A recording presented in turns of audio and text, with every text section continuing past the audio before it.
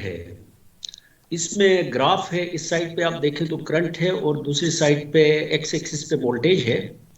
और ये हमारे पास करंट वर्सेस वोल्टेज का प्लॉट है, ये जो कर्सर आपको नजर आ रहा है, ठीक है। For the module it could be a PV cell और it could be a module, ठीक है। दोनों की कैरेक्टरिस्टिक्स एक जैसी होती हैं क्योंकि इस मॉड्यूल्स की जो कैरेक्टरिस्टिक्स हैं, सेल्स सीरीज में लगे हुए हैं, उन सबको ऐड करते हैं तो बेसिकली उनकी जो कैरेक्टरिस्टिक्स हैं अलॉन्ग एक्स एक्सिस ऐड हो जाती हैं voltages eight a given current level, ठीक है। तो ये एक मॉड्यूल की कैरेक्टरिस्टिक्स हैं फॉर एग्जांपल, ठीक है। How much power this particular module will deliver, ठीक है, at different voltage level for instance, ठीक है। जब वोल्टेज जीरो होगी, यहाँ पे आप देखिए कि वाई एक्सिस पे पावर भी लिखा हुआ है, ठीक है। यहाँ पे वाई एक्सिस पे पावर है और एक्स एक्सिस पे पावर है और करंट है, जबकि एक्स एक्सिस पे हमारे पास वोल्टेज है। When voltage is zero, it means that you have short circuited the module. How much power it will deliver? Because power is equal to current multiplied by voltage. So voltage is equal to zero, current is equal to I short circuit. इन दोनों का product हमारे पास क्या आ जाएगा? Zero आ जाएगा, ठीक है। उसके बाद वोल्टेज फॉर एग्जांपल अगर ये मॉड्यूल है और वोल्टेज की वैल्यू ये है for instance, it is 1 volt for instance, 1 volt पे कितनी पावर डिलीवर करेगा? तो 1 वोल्ट पे आप देखेंगे कि इस how much current is there, current और वोल्टेज का जब प्रोडक्ट लेंगे, ठीक है, तो हमारे पास पावर आ जाएगी, तो यहाँ कहीं पॉइंट आ जाएगा। And then if the voltage across the module is 5 volt, 5 volt कैसे आ जाएगी? इसके अक्रॉस आपने एक लोड लगाया है, आप देखते हैं कि लोड के अक्रॉस जो वोल्टेज है वो 5 वोल्ट है, ठीक है। इसका मतलब है कि उस 5 वोल्ट पे वो कितनी करंट डिलीवर कर रहा है? This much current. Is it clear? अगर इस पॉइंट पे वोल्टेज है 5 वोल्ट है और यहाँ पे फिर ऑफ कोर्स उसकी corresponding करंट हमारे पास इतनी होगी, इतनी करंट। इन दोनों का वोल्टेज और करंट का प्रोडक्ट ले लें तो हमारे पास यहाँ पे एक पॉइंट आ जाएगा पावर का point, this much power it will deliver. Is it clear? तो इसमें हम देखते हैं कि एज लोड को अगर हम चेंज करें, लोड के अक्रॉस वोल्टेज बढ़ती चली जाए तो पावर जो डिलीवर करता है ये मॉड्यूल वो भी बढ़ती चली जाएगी। क्यों बढ़ती चली जाएगी? यहाँ पे हम देखते हैं कि करंट तकरीबन कांस्टेंट है, जबकि वोल्टेज बढ़ाने से किसी कांस्टेंट के साथ किसी नंबर को आप मल्टीप्लाई करेंगे, वेरिएबल को मल्टीप्लाई करेंगे, ठीक है, तो इस तरह हमें एक स्ट्रेट लाइन मिल जाएगी। Is it clear? पावर को हम देखते हैं कि पावर बढ़ती जा रही है जो डिलीवर कर रहा है मॉड्यूल। इस पॉइंट पे आते हैं, इसके बाद जब पावर देखते हैं, मसलन मॉड्यूल के अक्रॉस जो वोल्टेज है दैट इज एक मिनट में जरा अगर इसको एक और तरीके से मैं दिखाऊं, छोटी सी स्मॉल सी फिगर्स बन जाएंगी जिसको इसमें ड्रा करने में हमारे लिए कोई मसला नहीं होगा, ठीक है। मसलन अगर मैं बात करूं, आपके पास this much voltage is here, ठीक है, तो इसका मतलब ये है कि इतनी ही करंट आपको the same amount of current will be there, so corresponding to this voltage there will be current somewhere here, ठीक है, यहाँ पे करंट होगी। अब इस करंट और यहाँ पे इसके corresponding जो करंट है, यहाँ से इस एक्सिस पे हम देखेंगे कि कितनी करंट है। लोड फॉर एग्जांपल जब ये this much voltage is there across the module, then at that time instant this much current will be there along this axis। अगर हम देखें तो हमारे पास इतनी करंट है, इन दोनों का जो प्रोडक्ट होगा पावर होगी और पावर यहाँ कहीं आ जाएगी इन दोनों के दरमियान, इस पॉइंट पे दोनों का प्रोडक्ट। इसके बाद हम देखते हैं कि आहिस्ता आहिस्ता अगर वोल्टेज बढ़नी शुरू हो जाए, बढ़ने का मतलब क्या है? आपने लोड चेंज कर रहे हैं, बेसिकली वोल्टेज खुद नहीं बढ़ रही, आपने लोड चेंज किया, आपने लोड को कुछ इस तरीके से चेंज किया कि वोल्टेज बढ़ती जा रही है, लेकिन at the same time because the current is decreasing, current कम हो रही है तो दोनों का प्रोडक्ट क्या होगा? कम होता चला जाएगा। और जब ओपन सर्किट कर देंगे, VOC का मतलब है कि आपने मॉड्यूल को ओपन सर्किट कर दिया है, ठीक है, तो वोल्टेज मॉड्यूल के अक्रॉस मैक्सिमम आ रही है, जो ये दे रहा है ओपन सर्किट वोल्टेज दे रहा है, लेकिन ये करंट इस ओपन सर्किट पे करंट जीरो है तो ये पावर भी जीरो है। तो हम देखते हैं कि एक पर्टिकुलर वोल्टेज पे ही सिर्फ ये मॉड्यूल जो है ये मैक्सिमम पावर दे रहा है। उसके अलावा अगर लोड के अक्रॉस वोल्टेज है वो अगर VR के बराबर नहीं है, रेटेड वोल्टेज, हर फोटोवोल्टाइक मॉड्यूल होगा उसकी एक रेटेड वोल्टेज होगी, ये वो वाली वोल्टेज है जिसपे ये मैक्सिमम पावर डिलीवर करता है, ठीक है। इस रेटेड वोल्टेज के corresponding एक रेटेड करंट भी है, ठीक है। तो rated current I R into V R, इन दोनों को आपस में हम मल्टीप्लाई करें तो हमारे पास मैक्सिमम पावर आ जाएगा। Is it clear? और इंपॉर्टेंट थिंग इज, अगर इसकी आई वी करेक्टरिस्टिक्स को अगर हम देखें मॉड्यूल की, तो ये कुछ इस तरीके से जा रही है, और ये दिस इज टर्निंग पॉइंट, इसको नी पॉइंट भी, ये नी पॉइंट है करेक्टरिस्टिक्स की, ठीक है। तो कोई भी मॉड्यूल आप अगर लेंगे, उसकी करेक्टरिस्टिक्स आपको अवेलेबल है, तो somewhere in the knee point, इस रीजन के कहीं ये मैक्सिमम पावर डिलीवर करेगा ये मॉड्यूल। इसके अलावा अगर किसी और पॉइंट पे अगर है मॉड्यूल ऑपरेट कर रहा है, इस पॉइंट पे ऑपरेट कर रहा है तो पावर कम डिलीवर करेगा, इस पॉइंट पे ऑपरेट कर रहा है पावर कम डिलीवर करेगा, इस पॉइंट पे ऑपरेट कर रहा है पावर कम डिलीवर करेगा। मैक्सिमम पावर तब डिलीवर करेगा जब मॉड्यूल किसी लोड को पावर दे रहा है, लोड के अक्रॉस कनेक्टेड है, ठीक है, और लोड के अक्रॉस वोल्टेज अगर वी आर हो जाए तो उस वक्त ये करंट डिलीवर कर रहा है आई आर, और उस वक्त ही ये मॉड्यूल मैक्सिमम पावर ट्रांसफर कर रहा होगा। तो इसलिए ये जो नी पॉइंट है जिस पे जब एक मॉड्यूल को हम ऑपरेट करवाते हैं उस पे मैक्सिमम पावर ट्रांसफर करता है, उसको हम कहते हैं maximum power point. Is it clear? Yes sir. ठीक है। नाउ अगर ये जो है करेक्टरिस्टिक्स, इसको एक तो पावर की करेक्टरिस्टिक्स हो गई, थोड़ी देर के बाद फिर हम लोड की हम बात करेंगे। One more thing, temperature, because temperature of course जब आप मॉड्यूल्स पैनल्स कहीं कोई सोलर पार्क आप इंस्टॉल करते हैं, तो क्या मॉड्यूल की जो आउटपुट पावर है उस पर कोई टेम्परेचर का इम्पैक्ट होता है? क्या सर्दियों में जब इन्वायरमेंट का टेम्परेचर कम होता है तो इसकी पावर, गर्मी में जब इन्वायरमेंट का टेम्परेचर ज़्यादा होता है तो क्या दोनों मौसमों में जो पावर डिलीवर कर रहा है क्या वो मुख्तलिफ होती है? यस, ठीक है। उसकी वजह ये है कि ये मॉड्यूल्स की जो करेक्टरिस्टिक्स हैं वो टेम्परेचर के साथ साथ क्या होती है, चेंज होती है। मसलन हमारे पास अगर टेम्परेचर T1 है मॉड्यूल का, तो उसकी करेक्टरिस्टिक्स हमारे पास कुछ इस तरह की, यहाँ पे देखिए ये वाली करेक्टरिस्टिक्स हैं। T1 is greater than T2, sorry, ठीक है। What ever the temperature T1 is, इसकी करेक्टरिस्टिक्स ये है। जब टेम्परेचर को मैं थोड़ा सा डिक्रीज कर लूँ, T2 कर लूँ, ठीक है, उसकी करेक्टरिस्टिक्स हम देखते हैं कि करंट थोड़ी सी कम हो जाती है, लेकिन वोल्टेज, ओपन सर्किट वोल्टेज का पॉइंट ये है, शॉर्ट सर्किट करंट का हमारे पास पॉइंट ये है। ओपन सर्किट वोल्टेज बढ़ जाता है, शॉर्ट सर्किट करंट कम हो जाती है। Similarly if T3 is less than T2, यानी अगर हम T3 टेम्परेचर को अगर हम थोड़ा सा फर्दर कम कर दें, ठीक है, तो हम देखते हैं कि ओपन सर्किट वोल्टेज बढ़ जाती है, ठीक है, करंट को कम करने से, सॉरी टेम्परेचर को कम करने से, लेकिन करंट फिर फर्दर कम हो जाती है। Is it clear?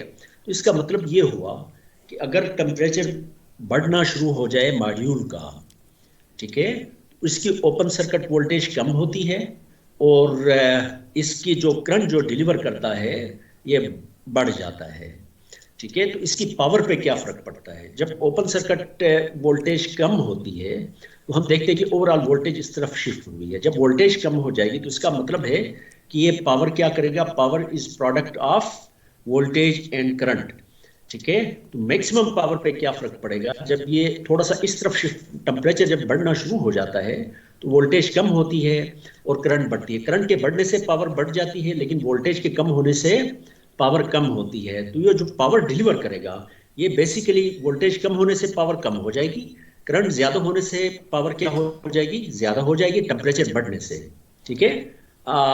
लेकिन दोनों के इम्पैक्ट को अगर हम देखें तो उसमें ओवरऑल जो करंट, क्योंकि करंट के बढ़ने से पावर में जो फर्क पड़ता है वो कम पड़ता है, और वोल्टेज जो कम हो जाती है टेम्परेचर के बढ़ने से उसका इम्पैक्ट पावर पे ज्यादा होता है, जिसकी वजह से अगर मॉड्यूल का टेम्परेचर हम बढ़ा दें तो इसकी पावर आउटपुट क्या हो जाएगी, कम हो जाएगी। It is, I don't exactly remember, लेकिन कुछ फिगर्स इस तरह हैं, 0.5% or 0.35%, I don't exactly remember at this time the exact figures, those figures are given in the book, ठीक है। इतनी पावर इसकी पर डिग्री सेंटीग्रेड टेम्परेचर चेंज होने से इतनी पावर में चेंज आती है, इतनी पावर कम हो जाती है टेम्परेचर के बढ़ने से 0.5% पर डिग्री, प्रॉबेबली वो जरा चेक कर ले exact figure, is it clear? Sir ये एक तो ये सर ये एक्सपेरिमेंटल है सारा कि टेम्परेचर बढ़ाने से ओपन सर्किट वोल्टेज कम हो जाती है।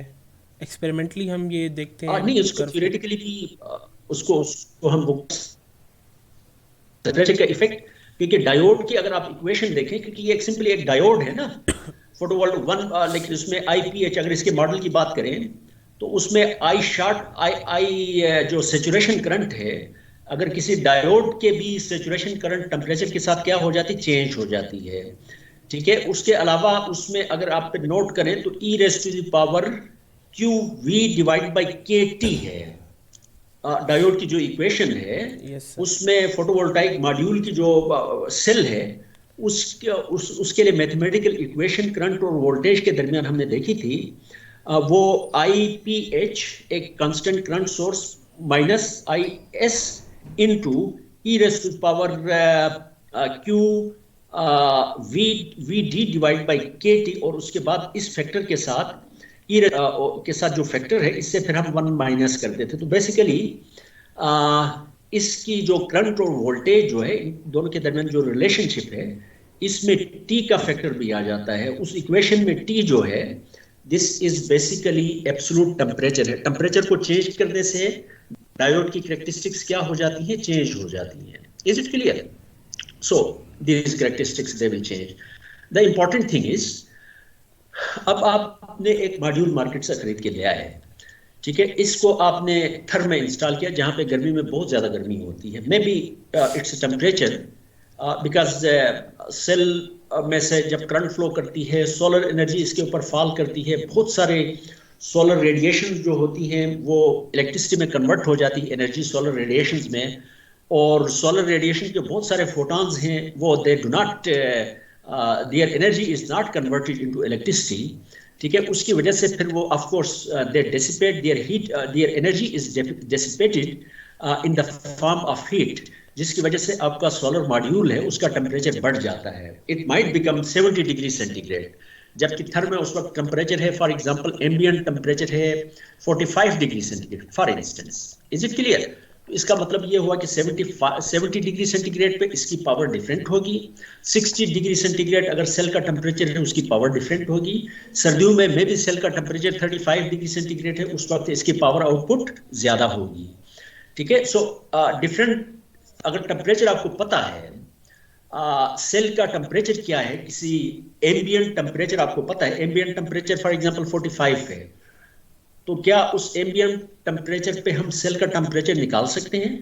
अगर हम कैलकुलेट कर लेते हैं तो फिर हम बता सकते हैं कि how much power it will deliver at that cell temperature. ठीक है, तो सेल का टेम्परेचर, अगर एम्बिएंट टेम्परेचर मुझे पता है तो क्या मैं सेल का टेम्परेचर निकाल सकता हूं? Yes, there is a mathematical equation, cell का temperature is equal to T ambient, जो भी whatever the ambient temperature is, plus NOCT minus 20 degree divided by 0.8 into S. ये हमारे पास एक इक्वेशन है। NOCT है नॉमिनल ऑपरेटिंग सेल टेम्परेचर। ये टेम्परेचर जो है, ये कंपनी जिसका आप मॉड्यूल खरीद के ले आते हैं वो प्रोवाइड करते हैं बेसिकली। ठीक है, under certain conditions they calculate, this is the cell temperature basically. जब 20 डिग्री सेंटीग्रेड इन्वायरमेंट का टेम्परेचर हो, एम्बिएंट टेम्परेचर 20 डिग्री सेंटीग्रेड हो, और सोलर रेडिएशन जो इसके डिनोमिनेटर में आया है 0.8, ये सोलर रेडिएशन है बेसिकली, इंसोलेशन जिसको हम कहते हैं। ठीक है, तो जो सोलर मॉड्यूल सेल करने वाली कंपनियां हैं वो क्या करेंगी, वो 20 डिग्री सेंटीग्रेड एम्बिएंट टेम्परेचर पे उसको एक्सपोज करेंगी अपने सोलर मॉड्यूल को एट 0.8 किलोवाट सोलर रेडिएशन पे पर मीटर स्क्वायर, इस पे उसको एक्सपोज करेंगी, और उसके बाद फिर मेयर करके देखेंगी कि अगर इन कंडीशंस में सेल का टेम्परेचर क्या है। ठीक है, वो टेम्परेचर उन्होंने अपने सेल की जो डेटा शीट होगी उसमें उन्होंने कोट की होगी। ठीक है, आप वहां से खरीद के ले, अब आप देखते हैं कि सोलर रेडिएशन फॉर एग्जांपल यहाँ पे जो एस का फैक्टर है, this is basically the solar radiation, ये वाला एस जो है, जो इस वक्त मौजूद है, एग्जिस्ट करता है इन्वायरमेंट पे, जहां पे आप उस सेल का टेम्परेचर फाइंड करना चाहते हैं। ठीक है, under when you have installed at a given day, at a given time, when solar solar radiation is for example 500 watts है, ambient temperature for example 40 degree centigrade है, what will be the cell temperature? Is it 60 degree? Is it 70 degree? ठीक है, वो calculate कैसे करेंगे? We will just consult the data sheet of the solar module. वहाँ से NOCT को हम निकालेंगे, जो कि उन्होंने स्टैंडर्ड टेस्ट कंडीशंस में सेल के टेम्परेचर को उन्होंने मेयर करके हमें बता दिया था, वो उसको यहाँ पुट करेंगे और इस इक्वेशन को सॉल्व करेंगे, तो वहाँ से हमारे पास सेल टेम्परेचर आ जाएगा। सेल टेम्परेचर आ गया तो फिर हम बता सकते हैं कि पर डिग्री सेंटीग्रेड अगर एम्बिएंट टेम्परेचर से फॉर इंस्टेंस या जो है NOCT से पर डिग्री सेंटीग्रेड जब टेम्परेचर चेंज होता है, NOCT फॉर एग्जांपल 30 आता है, ठीक है, और NOCT जो है नॉमिनल ऑपरेटिंग सेल टेम्परेचर है जब एम्बिएंट टेम्परेचर 20 डिग्री सेंटीग्रेड हो और solar radiation 0.8 watts 0.8 kilo watt अगर सोलर इस पे है, 30 अगर मुझे पता है, और अगर अंडर एक्चुअल कंडीशंस जहाँ पे मैंने इंस्टॉल किया है वहाँ पे T सेल हमारे पास आता है 50 आता है फॉर एग्जांपल, तो ये हमारे पास जो स्टैंडर्ड नॉमिनल सेल टेम्परेचर उसके दरमियान 20 डिग्री सेंटीग्रेड का डिफरेंस है, और पर degree centigrade if the output power of the cell it changes 0.5%, तो 20 डिग्री सेंटीग्रेड का अगर टेम्परेचर हो तो वहाँ से मैं कैलकुलेट करके मैं प्रिडिक्ट कर सकता हूँ कि अगर टेम्परेचर 50 डिग्री सेंटीग्रेड हो सेल का टेम्परेचर तो उसकी आउटपुट पावर कितनी होगी, 60 डिग्री सेंटीग्रेड हो तो उसकी आउटपुट पावर कितनी होगी, ठीक है। कोई गर्म दिन है उस पर मैं कैलकुलेट करके बता सकता हूँ कि आज जो है जब एम्बिएंट टेम्परेचर 45 डिग्री सेंटीग्रेड होगा तो उस वक्त फिर इस सेल की आउटपुट पावर कितनी कम हो जाएगी। Is it clear? सर एक क्वेश्चन है। जी बेटा। सर ये जो 0.8 है ये कौन सी इंसुलेशन है? मतलब हम एक तो S ले रहे हैं और एक 0.8 है, इनमें क्या डिफरेंस है? हाँ, ये जो है ना 0.8 जो है ये अंडर टेस्ट कंडीशंस है, यानी NOCT कब कैलकुलेट करते हैं? 20 उन्होंने आपने एक मॉड्यूल बनाया, आप फॉर एग्जांपल सप्लायर हैं, ठीक है, आप मॉड्यूल आप मैन्युफैक्चर करते हैं, तो आपने क्या किया, आप 20 डिग्री सेंटीग्रेड टेम्परेचर आपने एनवायरनमेंट का रखा, ठीक है, और उसके बाद आपका मॉड्यूल है उसको आपने सोलर रेडिएशन पे एक्सपोज किया, कितनी सोलर रेडिएशन उसके ऊपर डाली? 0.8 किलोवाट, 800 सोलर रेडिएशन इसके ऊपर फॉल करवाई। उसके बाद आपने देखा उस वक्त सेल का टेम्परेचर क्या था, वो टेम्परेचर था NOCT, ठीक है, नॉमिनल सेल टेम्परेचर, ये टेम्परेचर वो वाला था, ठीक है, ये कंपनी ने आपको प्रोवाइड किया है। NOCT की जब भी बात करेंगे तो इसका मतलब ये है कि ये वो वाला टेम्परेचर है सेल का जब एनवायरनमेंट में जब एम्बिएंट टेम्परेचर 20 डिग्री सेंटीग्रेड था और उसके ऊपर सोलर रेडिएशंस फॉल कर रही थी, वो 800 वाट उसके ऊपर फॉल कर रही थी। जबकि ये दूसरा S है, ये वो वाला S है जो आपने कहीं इंस्टॉल किया है और गिवन टाइम पे आप उसका टेम्परेचर फाइंड करना चाहते हैं, सेल का टेम्परेचर, तो उस वक्त आप क्या करेंगे? एम्बिएंट टेम्परेचर निकालेंगे, फिर उस टाइम इंस्टेंट पे आप देखेंगे what is the solar radiation S, what's incident solar radiation on the solar module, ठीक है। ये बेसिकली जिस टाइम इंस्टेंट पे आप इसका टेम्परेचर फाइंड करते हैं उस टाइम पे सोलर इंसिडेंट रेडिएशन जो है वो कितनी है, basically this S is that thing. Is it clear? सही। सर ये NOCT एक्सपेरिमेंटल है ना? NOCT जी वो मेयर करते हैं। सही है, ठीक है। वन मोर थिंग, अब हमने यहाँ प्रीवियस भी हमने बात की, हमने कहा कि अगर voltage load is such that कि इसके across voltage for example 3 volt है तो ये इतनी करंट ड्रा करेगा, तो कैसे डिसाइड करेंगे कि लोड के अक्रॉस 3 वोल्ट है या लोड के अक्रॉस 4 वोल्ट है या लोड के अक्रॉस 5 वोल्ट है, ठीक है, और लोड कितनी पावर ड्रा कर रहा है? एक तरीका तो ये है कि उसको आप एक लोड लगाएं, लोड को आप वेरी करते चले जाएं और उसके बाद फिर आप देखें कि डिफरेंट लोड्स की डिफरेंट वैल्यूज पे what is the voltage across the load and what is the current through the load, ठीक है। तो उसको समझाने के लिए ये जो वाली फिगर है इसमें बेसिकली हमने इस चीज को एक्सप्लेन किया है। जो पहला ग्राफ ऊपर है ये बेसिकली IV कैरेक्टरिस्टिक्स है फोटोवोल्टाइक सेल की। ये जो पहला जो ग्राफ है this is basically 1000 watts per metre square. 1000 watts per metre square को आमतौर पे 1 सन भी कहते हैं। जब कहीं आपको 1 सन का लफ्ज मिले तो इसका मतलब ये है कि उसके ऊपर जो इंसिडेंट सोलर रेडिएशन या इंसुलेशन है that is basically 1000 watts per metre square. अगर कोई कहे कि जो है incident solar radiation it is half sun, तो हाफ सन का मतलब ये है कि इसके ऊपर जो इंसिडेंट सोलर रेडिएशन है that is 500 watts per metre square. Is it clear? So 500 watts per metre square हो तो हमारे पास कैरेक्टरिस्टिक्स नीचे वाली बनती है। अगर 750 वाट्स पर मीटर स्क्वायर हो तो हमारे पास ये वाली कैरेक्टरिस्टिक्स है। 1000 वाट्स पर मीटर स्क्वायर हो तो मॉड्यूल की ये वाली कैरेक्टरिस्टिक्स है। ठीक है, अब यहाँ पे हम देखते हैं एक रेजिस्टिव लोड है। यहाँ पे मैंने R1 लिखा और एक स्ट्रेट लाइन बनाई है। What does this straight line? इसका मतलब ये है कि अगर मैं यहाँ से लिखने की कोशिश करूँ जैसा कि आप लोगों ने मुझे बताया था, तो ये वाला पेन है मेरे ख्याल में, इससे लिखूंगा। ये नजर आ रहा है आप लोगों को पेंट? सर आप ब्रश यूज़ कर लें, उधर ब्रश लिखा हुआ है, ब्रश से अच्छी तरह अच्छा, इसको मैं यूज करूँ। गुड, ठीक है। देखें, ये हमारे पास this is the characteristics of, चले थोड़ा सा रफ सा, अब तो आपको पता है कि थोड़ी सी गलती भी हो गई तो जरा मुझे माफ कर दें। ठीक है, ये इसकी IV करेक्टरिस्टिक्स हैं। These are IV characteristics of photovoltaic cell. ठीक है, तो फोटोवोल्टाइक सेल जो है इसके अक्रॉस आपने एक रेजिस्टिव लोड लगाया है। Is it clear? ठीक है, for a given resistive load R,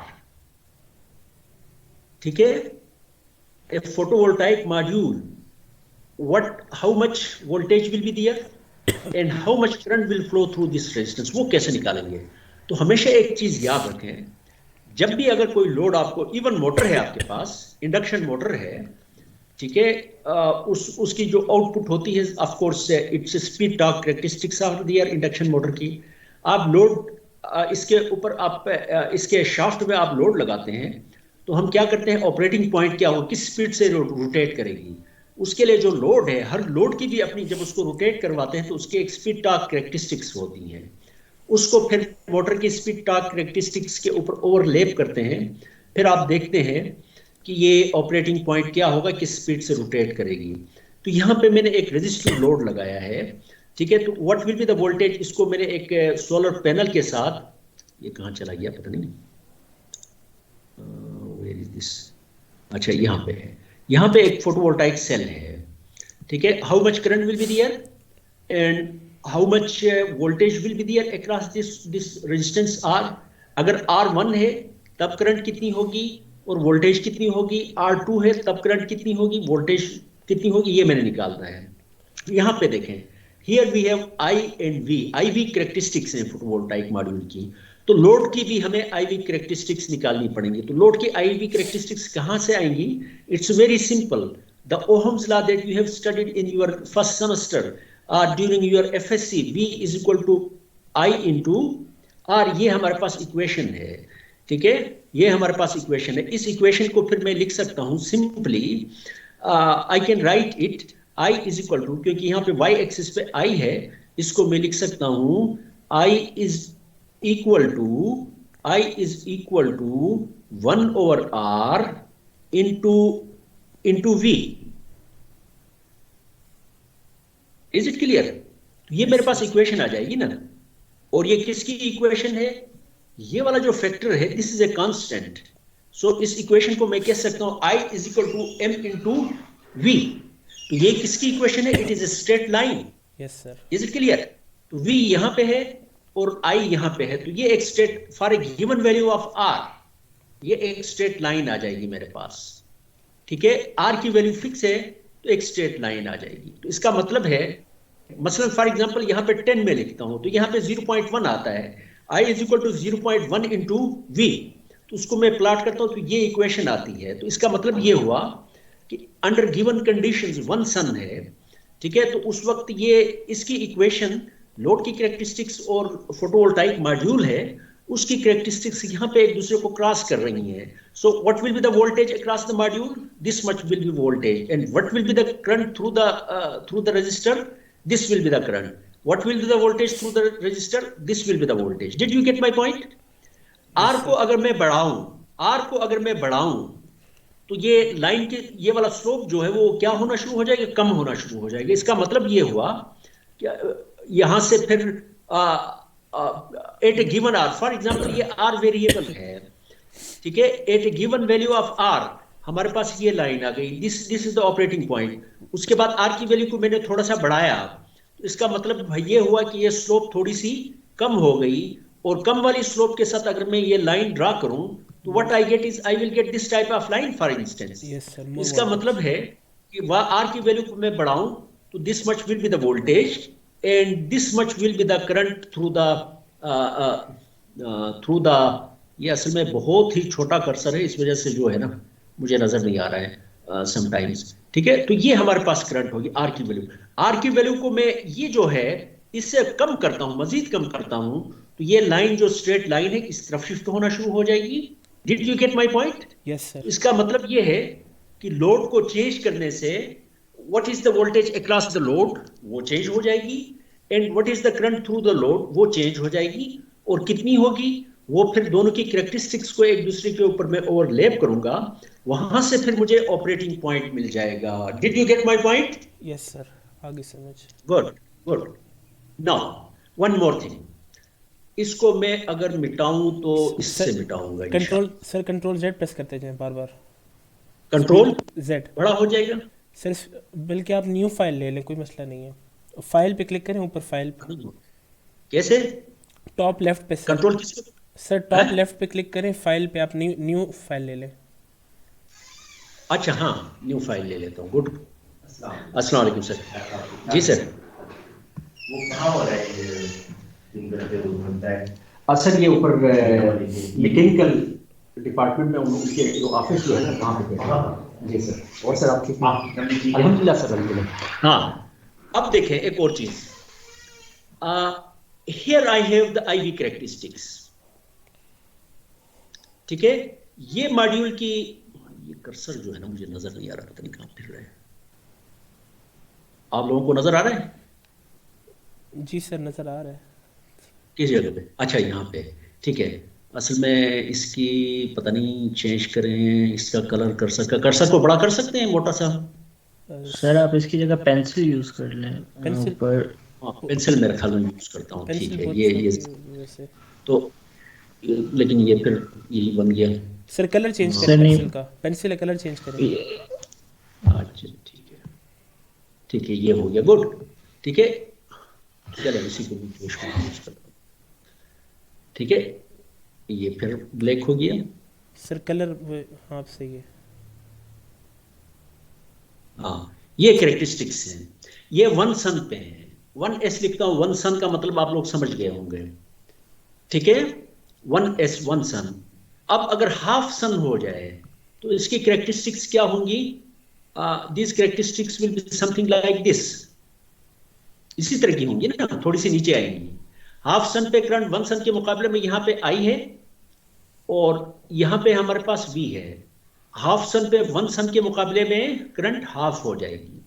अब आपने वन सन पे एक रजिस्टिव लोड आपने लगाया था, ठीक है। वो वन सन पे था, तो उस वक्त रजिस्टिव लोड की वैल्यू ऐसी थी कि ऑपरेटिंग पॉइंट हमारे पास ये था। तो उस वक्त this was the voltage and this was the current, ठीक है। अब उसके बाद थोड़ी देर के बाद, 1-2 घंटे के बाद, वन सन के बजाय अब रेडिएशन क्या हो गई? हाफ सन हो गई।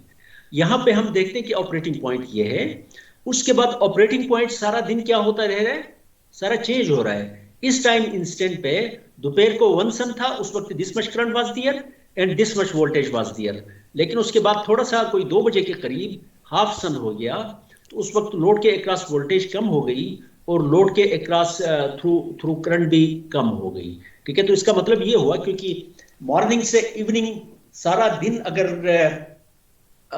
सन की मूवमेंट की वजह से लोड के अक्रॉस वोल्टेज भी चेंज होती है और लोड के थ्रू करंट भी चेंज होती है। That is something very important. लेकिन इसकी एक और मसला भी है, दैट इज मोर सीरियस, ठीक है। अगर हम इस मॉड्यूल की अगर कैरेक्टरिस्टिक्स प्लॉट करें, पावर वर्सेस वोल्टेज, तो जैसा कि मैंने आपको बताया था कि मैक्सिमम पावर हमेशा ये नी पॉइंट है, इसका ये नी पॉइंट समझ ले, जहां से करंट चेंज होना शुरू हो जाती है। नी पॉइंट इज समवेयर हियर, इससे थोड़ा सा नीचे है, लेकिन लेट अस से this is the maximum power point. जो दूसरी कैरेक्टरिस्टिक्स हैं उसका maximum power point is somewhere here. ठीक है, शुरू में पहला जो लोड था, इस तरह वो मैक्सिमम पावर पॉइंट में से उसकी कैरेक्टरिस्टिक्स जो थी वो मैक्सिमम पावर पॉइंट के थ्रू जब आपने प्लॉट किया तो वो मीट करती थी मैक्सिमम पावर पॉइंट के ऊपर। तो इसका मतलब ये हुआ, जब ये वाला रजिस्टर हम चूज करते हैं, लोड चूज करते हैं जिसकी स्लोप इतनी है जितनी इस लाइन की है, तो उस वक्त जब 1 सन सोलर रेडिएशन हो तो कितनी पावर ले रहा है? ये मैक्सिमम पावर ले रहा है, क्योंकि ये इसकी जो कैरेक्टरिस्टिक्स हैं ये और IV characteristics of cell they cross each other at the maximum power point। इसका मतलब ये कि ये VR है और ये हमारे पास क्या चीज है? IR है। Did you get my point? Yes sir। लेकिन जब सोलर रेडिएशन चेंज हो गई, सोलर इंसुलेशन चेंज हो गई, तो हम देखते हैं कि हाफ सन पे मैक्सिमम पावर पॉइंट अगर इससे कम ही होगा, यहाँ पे मैक्स पावर ज्यादा है, यहाँ पे कम होगी पावर, लेकिन under these conditions under half sun this is the maximum power point। did you get my point? जी सर। ठीक है, ऑटोमेटिकली जब आपने लोड तो को आपने चेंज नहीं किया है, जबकि सोलर इंसिडेंट रेडिएशन चेंज हो गई है, तो अब ये जो अंडर दिस कंडीशन हाफ सन पे ये जो पावर डिलीवर करेगा ये फोटोवोल्टाइक सेल, वो मैक्सिमम पावर नहीं होगी। मैक्सिमम पावर तब डिलीवर करेगा अंडर दिस हाफ सन पे जब ऑपरेटिंग पॉइंट हमारे पास यहां पे होगा। Let me draw another register which goes through this point. ठीक है, अब दो रजिस्टर्स हैं हमारे पास, एक R1 है, ये वाला इसको R1 का नाम दे दें और इसको मैं R2 का नाम दे देता हूं। ठीक है, और R1 is less than R2, R2 ज्यादा है क्योंकि स्लोप जो है लाइन की that is 1/r के बराबर है। तो R2 ज्यादा का मतलब ये है कि स्लोप कम है, तो ये ज्यादा, इसका एंगल जो x एक्सिस के साथ बनेगा वो कम होगा।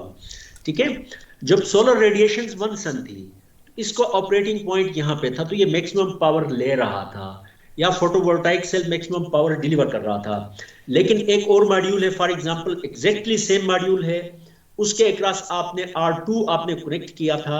ठीक है, तो उसकी वोल्टेज इतनी होगी और उसकी करंट इतनी होगी, लेकिन ये R2 जो है ये मैक्सिमम पावर नहीं ले रहा होगा। ठीक है, ये इसकी पावर जो ये कंज्यूम कर रहा है, डिसिपेट कर रहा है, वो कम होगी। लेकिन जब सोलर रेडिएशन कम हो गई, 5 हाफ सन हो गई, तो उसमें हम देखते हैं कि इसका जो मैक्सिमम R1 जो है वो हाफ सन पे जितनी पावर डिलीवर कर सकता था पीवी मॉड्यूल, वो नहीं कर रहा, उससे कम कर रहा है। जबकि R2 जो है वो पावर ले रहा है फोटोवोल्टाइक मॉड्यूल से, वो अंडर दीज कंडीशंस 1 सन में जो जितनी मैक्सिमम पावर वो ट्रांसफर कर सकता है था फोटोवोल्टाइक सेल, वो बेसिकली R2 को सप्लाई कर रहा है।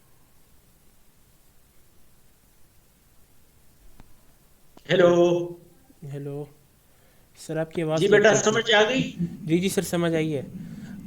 ठीक है, इसका मतलब ये हुआ कि there is only at a certain operating conditions, ठीक है, at a given insulation पे एक certain point होगा जिसपे जब ये ऑपरेट करेगा, लोड इसकी जो वोल्टेज होगी लोड की और जो करंट ले रहा है, सिर्फ इसी पॉइंट पे वो मैक्सिमम पावर, और कहीं और अगर ऑपरेटिंग पॉइंट होगा तो मैक्सिमम पावर ये डिलीवर नहीं कर रहा होगा फोटोवोल्टाइक सेल। ठीक है, so there are some techniques, मसलन सोलर रेडिएशन अगर कम हो गई, ठीक है, तो अब मैक्सिमम पावर पॉइंट यहाँ पे है, ये जो यहाँ पे मैंने ड्रा किया है, ये वाला है, नी पॉइंट है, यहाँ है। ठीक है, तो क्या हम ऐसा कर सकते हैं कि जब सोलर रेडिएशन कम हो जाए तो इस रेजिस्टेंस को जो है क्या करना पड़ेगा, हमें रेजिस्टेंस की वैल्यू बढ़ानी पड़ेगी ताकि ज्यादा पावर ये डिलीवर करे। लेकिन लोड तो फिक्स है, लोड को तो आप चेंज नहीं कर सकते हैं, तो उसके लिए फिर हम एक ट्रिक इस्तेमाल करते हैं। ट्रिक इस तरह कि लोड की वैल्यू तो चेंज नहीं हुई है, लेकिन लोड और फोटोवोल्टाइक सेल के दरमियान हम कोई एक ऐसा इलेक्ट्रॉनिक डिवाइस हम अटैच करते हैं जो आपका जो फोटोवोल्टाइक सेल है उसको प्रिटेंड करता है कि उसको जो रेजिस्टेंस जो नजर आ रही है वो R1, actual resistance is R1, लेकिन जो डिवाइस दोनों के दरमियान आप कनेक्ट करते हैं वो उसको ये फीलिंग देता है फोटोवोल्टाइक सेल को कि लोड जो है R1 नहीं है R2 है, ताकि सन की रेडिएशन अगर कम हो जाए तब भी ये फोटोवोल्टाइक सेल जो है ये मैक्सिमम पावर ट्रांसफर करे। Did you get my point? Sir कैसे फील कैसे करवा रहा है मतलब? यस, इसके लिए पावर इलेक्ट्रॉनिक्स के बेसिकली हमारे पास जो है ना maximum power point trekking algorithms हैं, डिवाइसेस हैं बेसिकली। जिस तरह ट्रांसफार्मर है फॉर एग्जांपल, यहाँ पे तो ट्रांसफार्मर हम नहीं लगाएंगे, लेकिन वैसे मैं आपको बता रहा हूँ ट्रांसफार्मर की अगर प्राइमरी वाइंडिंग की रेजिस्टेंस, प्राइमरी वाइंडिंग के नंबर ऑफ टर्न्स अगर सेकेंडरी वाइंडिंग से ज्यादा हो, या अगर प्राइमरी वाइंडिंग सेकेंडरी वाइंडिंग से अगर कम हो, तो जो आउटपुट की रेजिस्टेंस है वो जो ट्रांसफार्मर के इनपुट साइड पे नजर आती है वो क्या होती है? कम होती है। कम या ज्यादा नजर आती है? कितनी नजर आएगी? A square उसको times आप टर्न रेशो से आप डिसाइड कर सकते हैं। Turn ratio, if turn ratio is A, N1 divide by N2 is equal to A, square. तो हमारे पास जो लोड रेजिस्टेंस है RL multiplied by A square N1 divide by N2 whole square, yes ये sir. Primary side पे नजर आएगी। Is it clear? जी तो सर। N1 और N2 को आप इस तरीके से चेंज कर सकते हैं, ठीक है? तो प्राइमरी साइड पे सेकेंडरी साइड की रेजिस्टेंस क्या होगी, कम या ज्यादा? अगर वो चेंज नहीं हुई है दैट इज फिक्स्ड, लेकिन टर्न रेशो को चेंज करके प्राइमरी साइड पे जो उसका इफेक्ट नजर आ रहा है उसके मुताबिक वो रेजिस्टेंस कम या ज्यादा होगी depending upon the turn ratio. ठीक है, ट्रांसफार्मर में तो हम ये करते हैं। यहाँ पे फिर हमारे पास कुछ डिवाइसेस होते हैं, बक बूस्ट कन्वर्टर टाइप की कोई चीज है, आप लोगों ने शायद पावर इलेक्ट्रॉनिक्स में पढ़ी भी हो, ठीक है? उसमें कुछ स्विचिंग है, ठीक है? वो फिर हमेशा ये जो अगर इस पॉइंट पे भी आते हैं तो मैक्सिमम पावर पॉइंट को वो ट्रैक करता रहता है जब भी वो चेंज होता है। देखें यहाँ पे मैक्सिमम पावर पॉइंट यहाँ पे था, जब सोलर इंसिडेंट चेंज हो गई तो मैक्सिमम पावर पॉइंट यहाँ पे आ गया, जबकि उसका जो एक्चुअल पावर जो डिलीवर करेगा इस रेजिस्टेंस का वो हमारे पास ये है।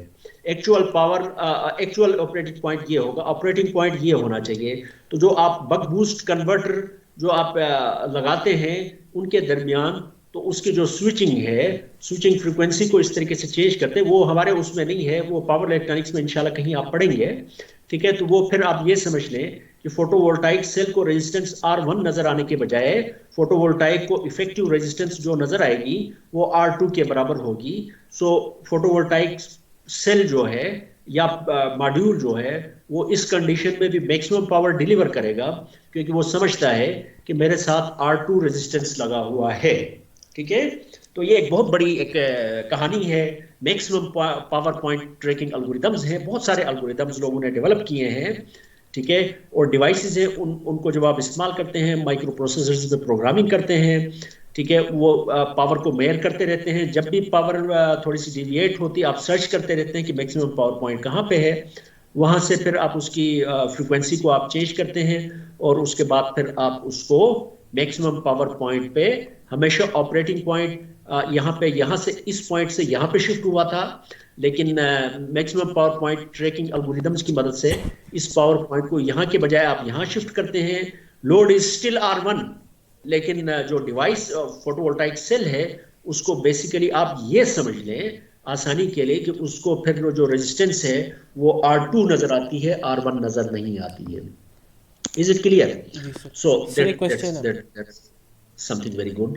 ठीक है? So here we come again to the slides. तो यहाँ पे हम देखते हैं कि सारी चीज जो है R1 हो तो डिफरेंट सोलर रेडिएशंस पे ऑपरेटिंग पॉइंट नीचे की तरफ शिफ्ट हो रहा है। R2 देखें, R2 यहाँ पे इस पॉइंट पे जो R2 है इसका जो पहला पॉइंट है ये मैक्सिमम पावर पॉइंट पे है, लेकिन उसके बाद जब सोलर रेडिएशन चेंज होती है तो मैक्सिमम पावर पॉइंट पे ऑपरेट नहीं करता है, ये वाले ऑपरेटिंग पॉइंट बन जाते हैं। इसी तरीके से R3 जो है सोलर रेडिएशन जब ज्यादा हो तो ये मैक्सिमम पावर पॉइंट पे ऑपरेट नहीं कर रहा, लेकिन कम होना शुरू हो जाए तो ये उसको अप्रोच करना शुरू कर देता है इस तरफ, यहाँ पे है, उसके बाद यहाँ आ गया, यहाँ पे ये पॉइंट मैक्सिमम पावर पॉइंट के ज्यादा करीब है। Is it clear? So this is the case what we have. Another important thing, अगर इसके साथ आपने एक मोटर लगाई है फॉर एग्जांपल, ठीक है, तो डीसी फैन है, operating point when A DC fan is connected across A PV module, एक डीसी फैन लगाया है आपने, ठीक है? इसको ऑपरेटिंग पॉइंट क्या होगा, how much voltage will be across it and how much current it will draw at different insolation levels. One sun पे अगर हम देखते हैं इसकी कैरेक्टरिस्टिक्स कुछ इस तरह की हैं डीसी मोटर की, ये हमारे पास फोटोवोल्टाइक सेल की कैरेक्टरिस्टिक्स हैं और these are the characteristics of the DC motor, ये वाली। इसका मतलब ये है कि यहां से आप देखें कि वोल्टेज जो है जब तक सोलर इंसुलेशन इसमें 0.1 है, देन 0.2 सोलर इंस्टॉलेशन मसलन अगर 1000 वाट्स पर मीटर स्क्वायर है, 1 सन है, तो ऑपरेटिंग पॉइंट ये है। जब ये 750 वाट्स पर मीटर स्क्वायर हो जाए, ठीक है, तो उस वक्त डीसी उसके across this much voltage will appear and it will draw this much current. और अगर सोलर रेडिएशन हाफ हो जाए, हाफ सन हो जाए, तो उस वक्त this much voltage this much voltage will be across the motor and this much current will B through the motor, ठीक है। और उसके बाद फिर सोलर रेडिएशन 250 हो जाए, तो उस वक्त ये हमारे पास वोल्टेज होगी एंड दिस मच करंट, और 5 हो जाए तो this much is voltage and this much is the current. लेकिन इंपॉर्टेंट थिंग इज, जब आप स्टार्ट करते हैं मोटर, जब तक 6 पॉइंट नहीं आता तो उस वक्त तक वो स्टार्ट नहीं होती। जब भी किसी चीज को आप स्टार्ट करना चाहते हैं तो हमेशा आपको ज्यादा एनर्जी देते हैं, उसके बाद वो स्टार्ट होते हैं। लेकिन जब whenever something is in rotating condition, operating condition, in running condition, तो उसमें फिर जब तक 0.6 तक नहीं जाएंगे, 0.6 आपने इसको सोलर मॉड्यूल को आपने कनेक्ट करके रख दिया मोटर के साथ। सुबह के टाइम पे solar radiation 100 watts per metre square हो जाती थी मॉर्निंग टाइम पे फॉर एग्जांपल, उस वक्त वो मोटर रोटेट नहीं करेगी, आपका फैन रोटेट नहीं करेगा, क्योंकि जब तक 0.6 इसके अक्रॉस दिस मच वोल्टेज और दिस मच करंट ये ड्रा नहीं करता, उस वक्त ये ऑपरेट ही नहीं करती है। जो ही 0.6 रीच करता है, कब रीच करेगा? जब ये हम 250 वाट्स पर मीटर स्क्वायर हो जाए, तो उस वक्त फिर ये मोटर रोटेट करना शुरू हो जाएगी। इसका मतलब है कि अब मोटर हाउ मच वोल्टेज क्या हो जाएगी, ये हमारे पास वोल्टेज हो जाएगी एंड दिस मच करंट। और उसके बाद सोलर रेडिएशन बढ़ने के साथ साथ ये करंट और वोल्टेज इसके अक्रॉस बढ़ना शुरू, कम होना शुरू हो जाएगी। तो इस पॉइंट के बाद फिर ये रुक नहीं जाएगी, इससे जो ही सोलर रेडिएशन कम हो गई ये रुक नहीं जाएगी। स्टार्ट करने के लिए आपको ज्यादा चाहिए, लेकिन जब ये इसमें रुकना हो तो हमेशा कोई चीज रुकने के लिए, तो जब तक ये करंट और वोल्टेज इस लेवल तक ना आ जाए तो इस वक्त तक ये ऑपरेट करती रहेगी, ठीक है। Start 200 watts per metre square पे नहीं हो रही थी, 250 वाट्स पर मीटर स्क्वायर पे रोटेट हो रही थी। लेकिन सोलर रेडिएशंस जब कम होना शुरू हो जाए, दोपहर के बाद फॉर एग्जांपल आहिस्ता आहिस्ता कम होना शुरू हो जाती है, तो जब तक 100 वाट्स पर मीटर स्क्वायर के लेवल तक ना आए तो ये मोटर रुकेगी नहीं, ठीक है। और ये हमारे पास मैक्सिमम पावर पॉइंट्स हैं। इस पॉइंट पे अगर हम 1000 वाट्स पे पर मीटर स्क्वायर पे देखें तो ये मैक्सिमम पावर पॉइंट है, और ये 700 वाट्स पर मीटर स्क्वायर पे देखें तो यहाँ पे मैक्सिमम पावर पॉइंट है। यहाँ पे ए, बी, सी और डी जो है वो मैक्सिमम पावर पॉइंट्स हैं। अगर मोटर जब solar radiation 500 watts per metre square हो जाती है, उस वक्त ये मोटर किस पे ऑपरेट करेगी? 3 पे करेगी। तो उस वक्त जो पावर ले रही होगी वो पावर उस पावर से कम होगी अगर हम मोटर को इस पॉइंट पे ऑपरेट करवाएं। इस पॉइंट पे ऑपरेट करवाएं तो जो फैन जो पावर जो एयर को देगा, हमें पुश करेगा, वो इस पॉइंट 3 के मुकाबले में क्या होगी? ज्यादा होगी, क्योंकि मैक्सिमम पावर पॉइंट्स ये जो है फैन उस वक्त मैक्सिमम पावर इसको मिल जाएगी फैन को जब हम फोटोवोल्टाइक मॉड्यूल को इन्हीं पॉइंट पे ऑपरेट करवा लें, ठीक है। उसके लिए फिर मैंने जैसा कि आपको बताया कि maximum power point tracking algorithms are there, ठीक है। Then some hardware is there, with the help of some hardware and maximum power point algorithms you will make sure that the maximum, it always whatever the solar radiation is there, ठीक है, the operating point is always along the line, ठीक है, of the maximum power। Maximum power इस point पे, maximum power का मतलब ये नहीं है कि वो इस पॉइंट में जो मैक्सिमम पावर है उतनी यहाँ पे भी है, उतनी यहाँ पे भी, उतनी यहाँ पे भी, इसका मतलब ये नहीं है। इसका मतलब सिंपली ये है इस सोलर रेडिएशन पे 750 वाट पे जो मैक्सिमम पॉसिबल हो सकती थी वो इस पॉइंट पे थी बेसिकली, जो इस पॉइंट के मुकाबले में कम होगी। लेकिन इन कंडीशंस में मैक्सिमम पावर पॉइंट ये है 500 वाट्स। अगर सोलर रेडिएशन हो तो इसमें अगर यहाँ से इस लाइन के ऊपर अगर हम कोई भी ऑपरेटिंग पॉइंट ले लें, उसके मुकाबले में अगर ऑपरेटिंग पॉइंट यहाँ पे आ जाए तो उस वक्त ये मैक्सिमम पावर डिलीवर करेगा। Did you get my point?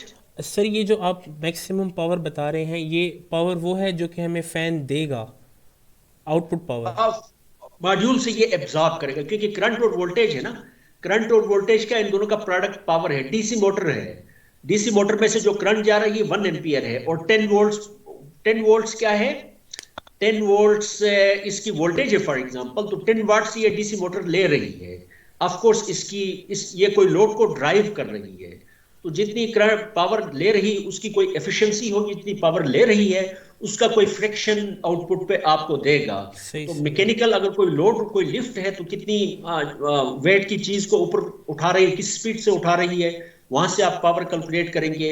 अगर एयर को पुश करेंगे तो ज्यादा पावर अगर लेगा, ज्यादा पावर देने का मतलब ये है कि जो एयर की जो क्वांटिटी को पुश करता है पर सेकंड, वो क्या होगी, फैन अगर है तो पर सेकंड वो ज्यादा होगी। Did you get my point? Yes sir, समझ गया। पीवी मॉड्यूल का आउटपुट है ये, और इसका ये क्या चीज मॉड्यूल की आउटपुट है? ये पीवी मॉड्यूल का आउटपुट है, और ये मोटर को डिलीवर कर रहे हैं इनपुट के तौर पे। जी जी जी जी, ये आउटपुट है। ये पॉइंट्स, इन पॉइंट पे अगर ये 2 नंबर सेकंड पॉइंट पे अगर ये ऑपरेटिंग पॉइंट है, क्योंकि ये कैरेक्टरिस्टिक्स है ना, ये वाली कैरेक्टरिस्टिक्स मोटर की है, आईवी जी, कैरेक्टरिस्टिक्स, वो और ये वाली मॉड्यूल की है। Characteristics IV characteristics of module, yes, ये दोनों पॉइंट 2 पे मीट कर रहे हैं। तो इसका मतलब ये हुआ, कितनी मोटर पावर डिलीवर अगर solar addiction 750 watts per metre square है, तो ये सोलर मॉड्यूल है, this much current it delivers, this much voltage will appear across the module, across the motor, yes ठीक है, and this much current will be there through the motor, ठीक है। तो motor को करंट कहां से आती, मॉड्यूल से आती, तो इसका मतलब है मॉड्यूल एक this much current it will deliver, और मॉड्यूल के जो अक्रॉस जो वोल्टेज होगी वो उतनी ही होगी जितनी मोटर के टर्मिनल्स के अक्रॉस। समझ आ डिड यू गया gate my point? Yes sir, clear है। ठीक है। वन मोर थिंग, अगर बोर्ड नजर आए तो मेरे ख्याल में ज्यादा बेहतर होगा, मैं जरा चेक करके देख लेता हूँ, सही है क्योंकि ये थोड़ा सा समझाने की चीज है, बोर्ड के बगैर शायद मुश्किल हो जाए। आप लोग जरा मुझे बता दें कि बोर्ड आपको नजर आ रहा है या नहीं आ रहा है।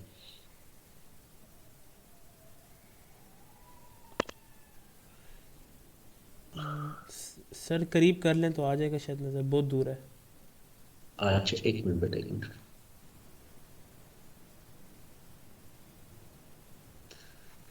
अच्छा, ये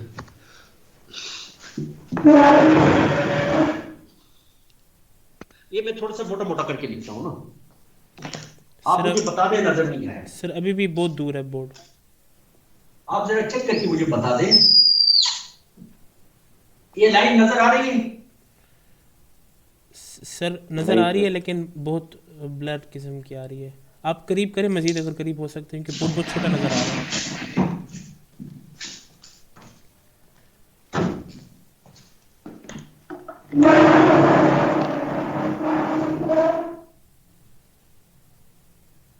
अब कैसा है? अब आ रही है सर किसी हद तक नज़र। अब आ रही है सर थोड़ा सा और पास कर दीजिए। मेरे ख्याल में वो रिफ्लेक्शन। सर ये लाइट्स ऑफ कर दें, ये लाइट्स की वजह से नज़र नहीं आता।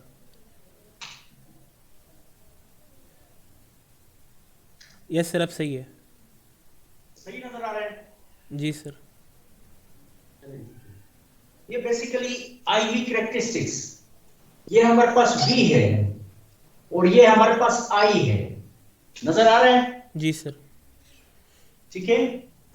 सेल्स को जब हम आपस में कनेक्ट करते हैं, ये हमारे पास एक सेल है और ये मेरे पास 2 सेल हैं और ये मेरे पास तीसरा सेल है। 3 सेल्स को मैंने सीरीज में कनेक्ट किया है। ये सेल्स नजर आ रहे हैं आपको? जी सर, आ रहे हैं। गुड, ठीक है। इन सेल्स के अक्रॉस जो वोल्टेज, इन सेल्स की कैरेक्टरिस्टिक्स क्या होंगी? What will be the IV characteristics of these 3 cells? It's very simple. इनको ऐड कर देंगे। Cell, let's assume that they are identical, of course, ठीक है। तो पहली सेल की कैरेक्टरिस्टिक्स 1 सन पे फॉर एग्जांपल हम देखते हैं तो ये है। Yes sir, voltage. दूसरे सेल की भी, तीसरे सेल की भी यही होगी। Is it clear? So what will be the characteristics of 3 cells when we connect them in series? Sir voltage add हो जाएगी। वोल्टेज ऐड करेंगे तो ये 2 सेल्स को ऐड करेंगे तो ये बन जाएगी, 3 ये वाली। तो ये बन जाएगी। Yes sir. 3 सेल्स ऐड करेंगे तो हमारे पास ये बन जाएगी। Yes. यानी 3 सेल्स तो हम सीरीज में ऐड करते हैं तो आईवी कैरेक्टरिस्टिक्स ये बन रही है। Yes sir. और let us assume that this is 1 sun, is it clear? Yes sir. ठीक है। नाउ ये वाला जो सेल है इसको मैं शेड करता हूं 50%। सर शेड का मतलब क्या है? परसेंट शेड करने का मतलब क्या है? शेडिंग कहां से आएगी? कोई आपने कहीं इंस्टॉल किया है, साथ एक ट्री है, सही ठीक सही है, सही। दिन के किसी टाइम पे उसके ऊपर उसका कोई पत्ती है, वो जो शाख है उसका साया आ रहा है, सही अपने छत के ऊपर आपने इंस्टॉल किया है, साथ वाले घर की जो टैंकी है, वाटर टैंक है, उसका साया आ रहा है, या फिर आपका जो सोलर मॉड्यूल था इसके ऊपर से एक परिंदा गुजर रहा था, उसने ऊपर से जो है ना थोड़ा सा ड्रॉपिंग्स हैं इसके ऊपर फेंक दिया चलते चलते, तो उसकी वजह से आप समझ लें कोई 50% शेड हो गया। Is it clear? तो इसका मतलब ये हुआ कि 50% of the cell is not available to deliver power. ठीक है। तो जी जो सर। करंट डिलीवरी जो होगी इसकी क्या होगी, दूसरे के मुकाबले में, फुल सन के मुकाबले में हाफ हो जाएगी, क्योंकि हमें पता है अब इसके ऊपर सोलर एनर्जी या फोटॉन्स पड़ रहे हैं, इनके मुकाबले में हाफ हो जाएंगे। तो इस सेल की जो आईवी कैरेक्टरिस्टिक्स होंगी वो इसके मुकाबले में हाफ हो जाएंगी। It will be something like this, half. जो पहला सेल है, 3 सेल्स थे, सीरीज में लगाए तो कैरेक्टरिस्टिक्स ये हैं, तीनों के ऊपर 1 सन फॉल कर रही थी, लेकिन एक सेल हाफ शेड हो गया। अगर फुल सन हो तो उसकी कैरेक्टरिस्टिक्स ये हैं, हाफ सन हो जाए, नंबर ऑफ फोटॉन्स हाफ हो गए हैं, सोलर रेडिएशन हाफ हो गई, उसकी कैरेक्टरिस्टिक्स ये बन गई। Is it clear? Solar radiation को मैं फर्दर कम करता हूं तो इसकी जो कैरेक्टरिस्टिक्स नीचे की तरफ शिफ्ट होना शुरू हो जाती है। Is it clear? Yes sir. ठीक है। यानी इसकी कैरेक्टरिस्टिक्स सबकी एक जैसी है, लेकिन एक सेल हाफ शेड हो गया तो उसकी कैरेक्टरिस्टिक्स चेंज हो गई। ठीक है। तो इसका मतलब यह है कि यहां पे अगर मैं देखूं तो एक सेल की कैरेक्टरिस्टिक्स शेडिंग की वजह से ये हो गई है, बाकी 2 सेल्स की characteristics they are still the same. तो what will be the characteristics of this module? This we are going to find. ठीक है। इसको इस तरह कर ले, यहां से लेकर यहां तक, यहां से लेकर यहां तक जो 3 मॉड्यूल्स की कैरेक्टरिस्टिक्स जब सारे एक ही सन पे, एक ही सोलर रेडिएशन पे एक्सपोज हो रहे थे, उस वक्त हमारे पास कैरेक्टरिस्टिक्स ये थी।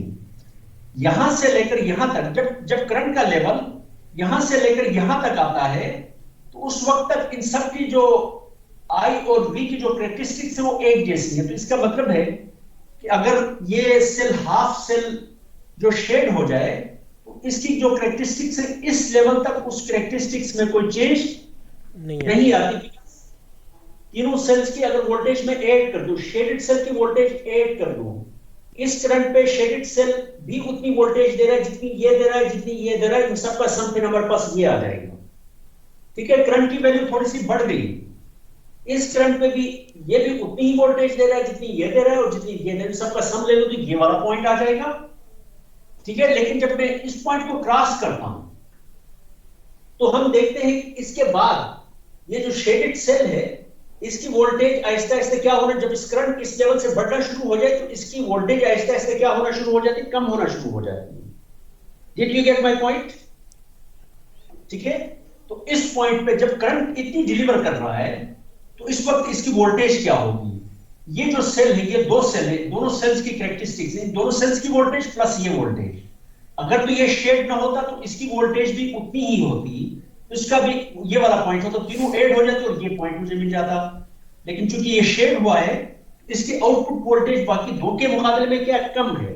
इसका मतलब ये हुआ शेड होने के बाद जो इसकी कैरेक्टरिस्टिक्स जो वोल्टेज है वो थोड़ी सी क्या हो जाएगी, चेंज हो जाएगी, क्योंकि अब इसकी जो वोल्टेज कंट्रीब्यूशन है वो क्या हो गई है, कम हो गई है। जब करंट इतनी होती, देखिए इस करंट पे जो शेडेड सेल है उसकी जो करंट इस करंट पे उसके अक्रॉस वोल्टेज क्या है, 0 है। तो इस करंट पे जब ये इतनी करंट दे रहा है उस वक्त इसकी वोल्टेज कंट्रीब्यूशन 0 होगी, इसकी वोल्टेज कंट्रीब्यूशन इज हियर, इसकी वोल्टेज, इसका मतलब ये है कि ये 3 सेल्स की जो कैरेक्टरिस्टिक्स यहां पे आ रही थी उसमें से इस सेल की जो वोल्टेज कंट्रीब्यूशन उसको आप निकाल दें। This much current is here when तो इसका मतलब ये हुआ कि ये मॉड्यूल की जो वोल्टेज होगी वो हमारे पास ये हो जाएगी, this will be the operating point, this will be the voltage and this will be the current. Did you get my point? ये नहीं समझ आया। ये दूसरे की कंट्रीब्यूशन सर, जो पहला शेडेड है इसका कहाँ पे इफेक्ट आ रहा है मेनली?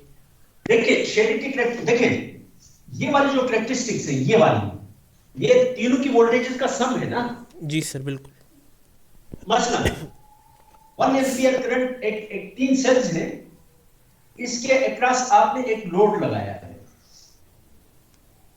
ठीक है। ये हम एज्यूम करते हैं कि ये 10 एम्पियर है, शेड हो गया तो ये मैक्सिमम जो करंट 5 एम्पियर पे जो है इसकी कैरेक्टरिस्टिक्स, जब रेडिएशन कम होती है तो कैरेक्टरिस्टिक्स इसकी नीचे की तरफ आती है ना। इस सेल की जो कैरेक्टरिस्टिक्स है वो ये बन गई, 5 एम्पियर है, ठीक है। पहला सेल जो है ये, इसको मैं 1 का नाम दे देता हूं, इसको 2 का नाम दे देता हूं, इसको 3 का नाम दे देता हूं, ठीक है। 1 सेल पे अगर हम देखें तो पहले सेल की, सेल 1 की कैरेक्टरिस्टिक्स ये है, सेल 2 की भी एग्जैक्टली इसी तरह की कैरेक्टरिस्टिक्स हैं, सेल 3 की भी इसी तरह की कैरेक्टरिस्टिक्स हैं, ये सेल 1, सेल 2, सेल 3।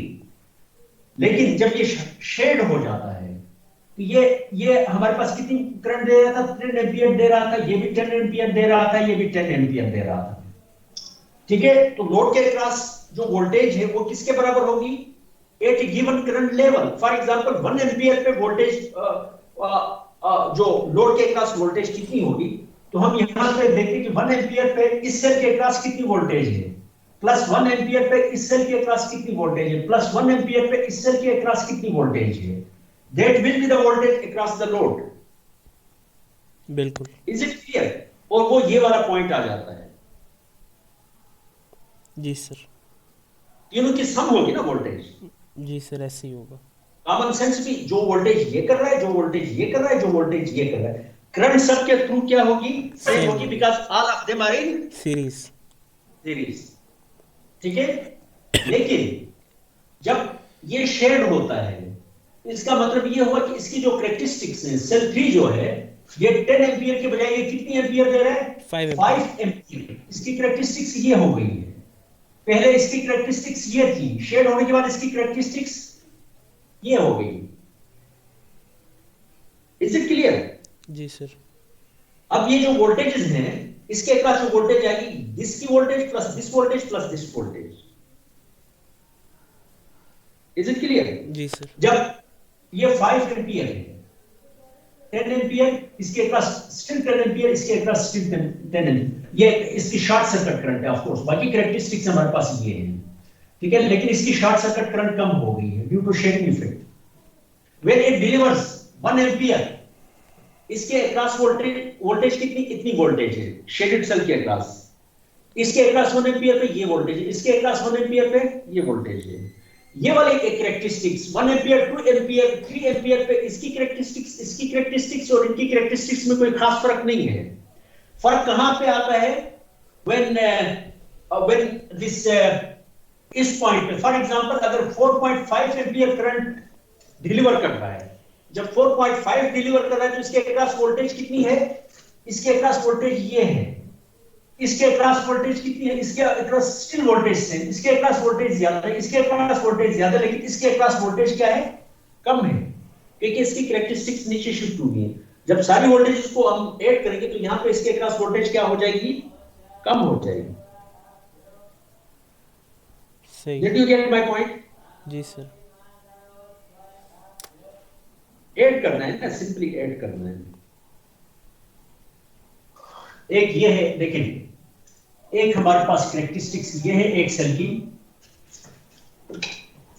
दूसरे सेल की कैरेक्टरिस्टिक्स जो है ना वो भी उसी तरह की ही है, और तीसरे सेल की कैरेक्टरिस्टिक्स भी आइडेंटिकल है, उसी तरह की है, ठीक है। तो ओवरऑल कैरेक्टरिस्टिक्स क्या होंगी, कैसे निकालेंगे? आप इस करंट पे देखेंगे यहां पे कितनी वोल्टेज है, इस करंट पे यहां पे कितनी है, इस करंट पे यहां पे कितनी है, उन सारी वोल्टेजेस को ऐड करेंगे, इस करंट पे जो लोड के अक्रॉस जो वोल्टेज है वो आ जाएगी।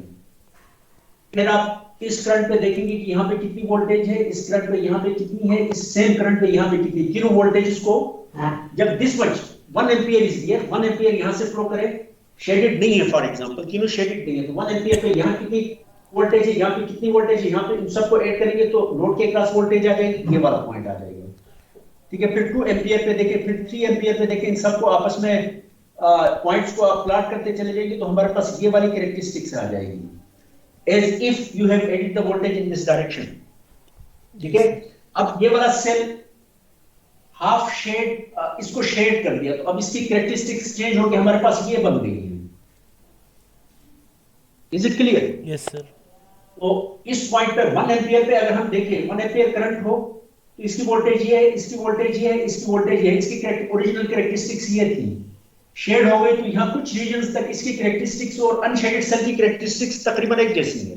जी सर। ठीक है, तो सेम पॉइंट्स, इस वोल्टेज अगर इस करंट पे मैं देखूं, जब ये इतना करंट डिलीवर कर रहा है तो इसके अक्रॉस वोल्टेज ये है पहले सेल, दूसरे के अक्रॉस, और तीसरा जो शेडेड है उसके अक्रॉस भी उतनी ही वोल्टेज है। ये वाला पॉइंट आ गया, ये वाला पॉइंट। लेकिन जब करंट लेवल ये हो जाता है तो इसके अक्रॉस वोल्टेज इतनी है, इसके अक्रॉस वोल्टेज इतनी है। ये अनशेडेड था तो वोल्टेज ये थी, लेकिन शेड होने के बाद इसकी वोल्टेज जो कंट्रीब्यूशन है वो क्या हो गई, कम हो गई। इसका मतलब है अब ये लाइन ऐसे जाने के बजाय ये लाइन यहाँ कुछ देर के बाद फिर यहाँ से इस डायरेक्शन पे मुड़ना शुरू हो जाएगी, क्योंकि इसकी करंट बढ़ती चले जाए तो इसकी वोल्टेज कंट्रीब्यूशन क्या होना शुरू हो जाती है, कम होना शुरू हो जाती है। क्यों कम होती है? Because of the shading.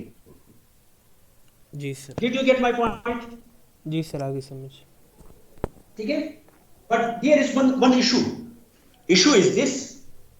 अब देखें एक और मसला, अगर करंट ये हो जाए, for example this much current is here, इसकी कंट्रीब्यूशन होगी, फॉर एग्जांपल दिस मॉड्यूल की वोल्टेज 5 वोल्ट है, ये मॉड्यूल भी कितना कंट्रीब्यूट करेगा, 5 वोल्ट कंट्रीब्यूट करेगा आउटपुट पे।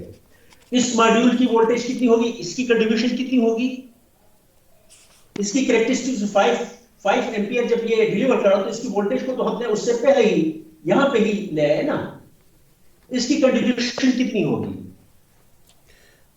सर? किस वाले की? ये how much voltage it will contribute? Half यहां पे तो इसकी कैरेक्टरिस्टिक्स हमने यही पे खत्म कर दी ना, हम कह सकते हैं इसकी 0 है। जी सर, 0 होगी अगर कंट्रीब्यूट नहीं कर रहा। इसकी 0 वोल्टेज है, ठीक है, लेकिन 0 वोल्टेज पे कितनी करंट डिलीवर कर, यही सेल है, 0 वोल्टेज पे कितनी करंट डिलीवर कर रहा है, 5 कर रहा है। जी सर। कैरेक्टरिस्टिक्स तो इसका मतलब ये हुआ, इफ यू रिमेंबर, ये जो फोटोवोल्टाइक सेल है उनकी कैरेक्टरिस्टिक्स कुछ इस तरह की थी। ये वाला रीजन था जिस पे हम इसको ऑपरेट करवाते थे एज अ फोटोवोल्टाइक सेल, इस रीजन पे ये रिवर्स बायस में ऑपरेट कर रहा था। तो इसका मतलब ये हुआ, ये जो फोटोवोल्टाइक सेल्स हैं उनकी कैरेक्टरिस्टिक्स बेसिकली ये रिवर्स बायस रीजन पीछे की तरफ भी जा रही है कैरेक्टरिस्टिक्स। सर नजर नहीं आ रहा। देखिए एक फोटोवोल्टाइक सेल है, ठीक है, उसकी generally because we are talking about photovoltaic cells, हम ये प्लॉट करते हैं, ये उसकी कैरेक्टरिस्टिक्स प्लॉट करते हैं। लेकिन अगर इसको रिवर्स बायस करें हम, तो रिवर्स बायस में ये कैरेक्टरिस्टिक्स, क्योंकि एक डायोड है ना, डायोड में रिवर्स बायस में कैरेक्टरिस्टिक्स ऐसे जाती हैं, इसको उल्टा दें, क्योंकि हमने पिछले मतलब ये बात की थी कि इसकी कैरेक्टरिस्टिक्स बेसिकली नीचे होती है, उसको हमने ऊपर कर दिया था। जी जी सर, समझ आ गई। Is it clear? तो बेसिकली हो क्या रहा है, एक फोटोवोल्टाइक सेल जो है, पहला जो सेल है उसकी कैरेक्टरिस्टिक्स हमारे पास ये है, दूसरा सेल है उसकी कैरेक्टरिस्टिक्स भी बिल्कुल एग्जैक्टली ऐसी है, तीसरा सेल अगर ये शेडेड ना होता तो उसकी कैरेक्टरिस्टिक्स ऐसी होती और ये सारी इस डायरेक्शन पे ऐड हो जाती, और what we would get the characteristics of this 3 cell module. लेकिन ये सेल शेड हो गया, उसकी वजह से इसकी कैरेक्टरिस्टिक्स चेंज हो गई और हमारे पास ये बन गई। अब जो इसकी कैरेक्टरिस्टिक्स होंगी वो कैसे होंगी, इस डायरेक्शन पे आपने इस करंट लेवल पे इन तीनों की वोल्टेज को ऐड करें, ये पॉइंट आ जाएगा। इस डायरेक्शन पे इन तीनों की वोल्टेज को ऐड कर दें, क्योंकि इसकी शेडिंग की वजह से इसकी वोल्टेज कैरेक्टरिस्टिक्स चेंज हो गई थी, तो दिस वोल्टेज प्लस बाकी दो सेल्स की ये वाली वोल्टेज उनको ऐड कर दें तो यहां पे पॉइंट आ जाएगा, यानी बेसिकली इसकी वोल्टेज कंट्रीब्यूशन कम हो रही है। नजर बिल्कुल नहीं आ रहा। जब हम आपस में सीरीज की कनेक्ट करते हैं, एक्सक्यूज मी सर, इसकी वोल्टेज ये जो कर्व है आहिस्ता आहिस्ता इस डायरेक्शन पे शिफ्ट होना शुरू हो जाती है। जब ये when this module delivers this much current, तो तो ये जो शेडेड सेल है उसकी वोल्टेज कंट्रीब्यूशन कितनी है, 0 है। इस करंट पे ये 0 वोल्टेज कंट्रीब्यूशन है। इस करंट पे सिर्फ ये पहला और दूसरा मॉड्यूल जो है वो वोल्टेज आउटपुट पे दे रहे हैं। तो इसका बेसिकली इसकी कैरेक्टरिस्टिक्स ऐसे जाने के बजाय it's characteristics will go this way, ठीक है। और उसके बाद क्या होता, फर्दर अगर करंट इंक्रीज करना शुरू कर दे तो ये वाला फोटोवोल्टाइक सेल जो शेडेड है ये अब रिवर्स बायस में चलना शुरू कर देते। ये पावर डिलीवर नहीं कर रहा क्योंकि उसको अब इस करंट पे देखिए, जब ये it is delivering this much current, पहला जो फोटोवोल्टाइक सेल है उसकी वोल्टेज कंट्रीब्यूशन ये है, दूसरा जो फोटोवोल्टाइक सेल है उसकी वोल्टेज कंट्रीब्यूशन भी उतनी है जितने पहले सेल की है। लेकिन तीसरा जो फोटोवोल्टाइक सेल जो शेड हुआ है उसके अगर कैरेक्टरिस्टिक्स को देखें तो उसके across this much voltage appears. Is it clear? इसका मतलब ये रिवर्स बायस हो रहा है। उसको वोल्टेज कहां से मिल रही है? बेसिकली ये जो फॉरवर्ड बायस जो हमारे पास जो फोटोवोल्टाइक सेल्स हैं उनकी वोल्टेज, उसका कुछ पोर्शन जो है वो क्या कर रहा है, जो शेडेड सेल है उसके अक्रॉस अपीयर हो रहा है और उसको रिवर्स बायस कर रहा है। तो रिवर्स बायस का मतलब क्या है? इसका मतलब ये है कि अब वो पावर डिलीवर करने के बजाय पावर क्या कर रहा है, एब्जॉर्ब कर रहा है, डिसिपेट कर रहा है। जब पावर एब्जॉर्ब करेगा, डिसिपेट करेगा तो वो क्या हो जाएगा, गर्म हो जाएगा। Is it clear? Did you get my point? Sir ये काफ़ी सारा नज़र नहीं आ रहा था दरमियान में, मैं आपको बताया भी है। समझ नहीं आई? नहीं सर, नज़र नहीं आ रहा था उसके ऊपर। आप उसके ऊपर नजर बता, नहीं आ रहा है? स्लाइड पे बता दें, ज़्यादा बेहतर रहेगा। Let me put it another way. Sir दोबारा भी नज़र नहीं आएगा, नेटवर्क इशू है। मैं दोबारा बताता हूं। 3 सेल्स हैं, शेडेड नहीं है। एक्सक्यूज पहला सेल जो कैरेक्टरिस्टिक्स ये है, because they are identical, same solar radiation उसके ऊपर पड़ रही है। दूसरे सेल की कैरेक्टरिस्टिक्स भी ऐसी ही होंगी, तीसरे सेल की भी कैरेक्टरिस्टिक्स ऐसी ही होंगी। तीनों की कैरेक्टरिस्टिक्स को मैं ऐड करता हूं तो मॉड्यूल जो मैंने बनाए हैं 3 सेल्स का, उनकी कैरेक्टरिस्टिक्स ये होंगी। Is it clear? जी सर। ये वन सन पे सोलर रेडिएशन सबके ऊपर सेम फॉल कर रही है। ये अब क्लियर है, नजर आ रहा है? सर ये बार बार ब्लर हो जाते हैं, आप काइंडली किसी और उस पे कर दें, पॉवर पॉइंट बेशक समझा दें।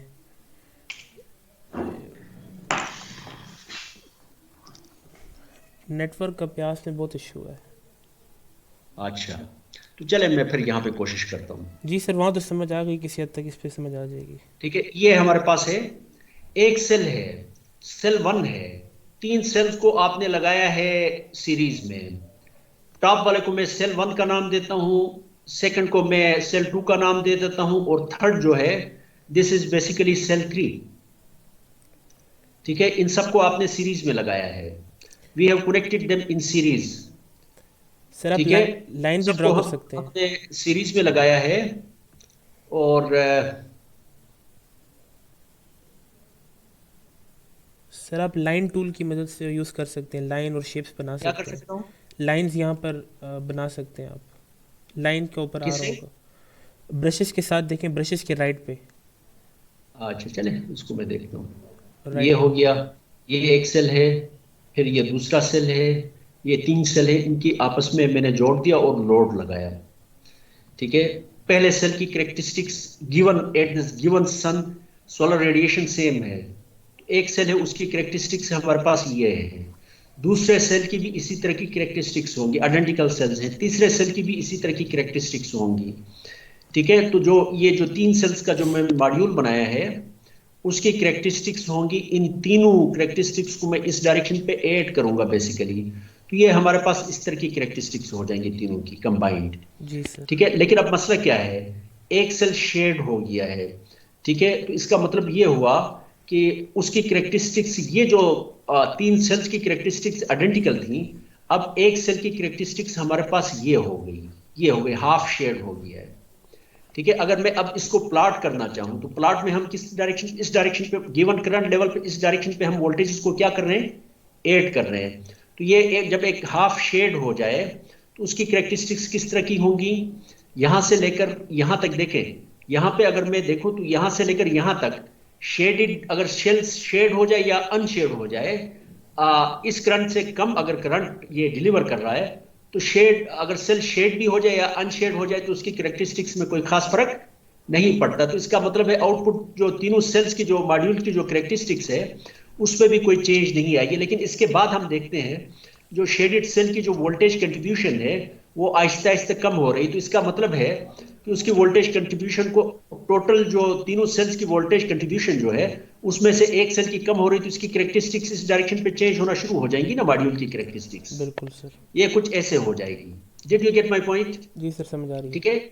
लेकिन यहां पे क्या होगा जब ये दिस मच करंट इज दियर, ठीक है, एक सेल जो है इस सेल की वोल्टेज की कोई कंट्रीब्यूशन नहीं है, लेकिन जो बाकी दो सेल्स हैं, एक सेल ये है और दूसरा सेल की भी कैरेक्टरिस्टिक्स तकरीबन ऐसी जैसी ही हैं, तो इन दोनों की ऐड हो जाएगी और ये हमारे पास दिस मच वोल्टेज।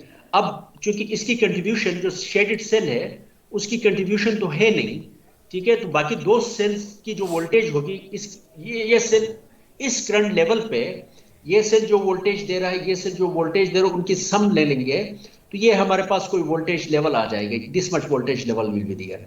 लेकिन मसला क्या है कि ये जो फोटोवोल्टाइक सेल्स हैं they are just like diodes, when this much current is there, तो ये जो शेडेड सेल है इसकी कैरेक्टरिस्टिक्स बेसिकली पीछे की तरफ ये रिवर्स बायस में पीछे की तरफ एक्सटेंड हो रही है। Did you get my point? Yes sir. जब ये जो मॉड्यूल है when it delivers this much current, तो इसका मतलब ये हुआ कि इस मच करंट जब ये डिलीवर कर रहा होता है तो शेडेड सेल के across this much voltage it appears, इतनी वोल्टेज यहां से लेकर यहां तक ये वोल्टेज अपीयर हो रही है।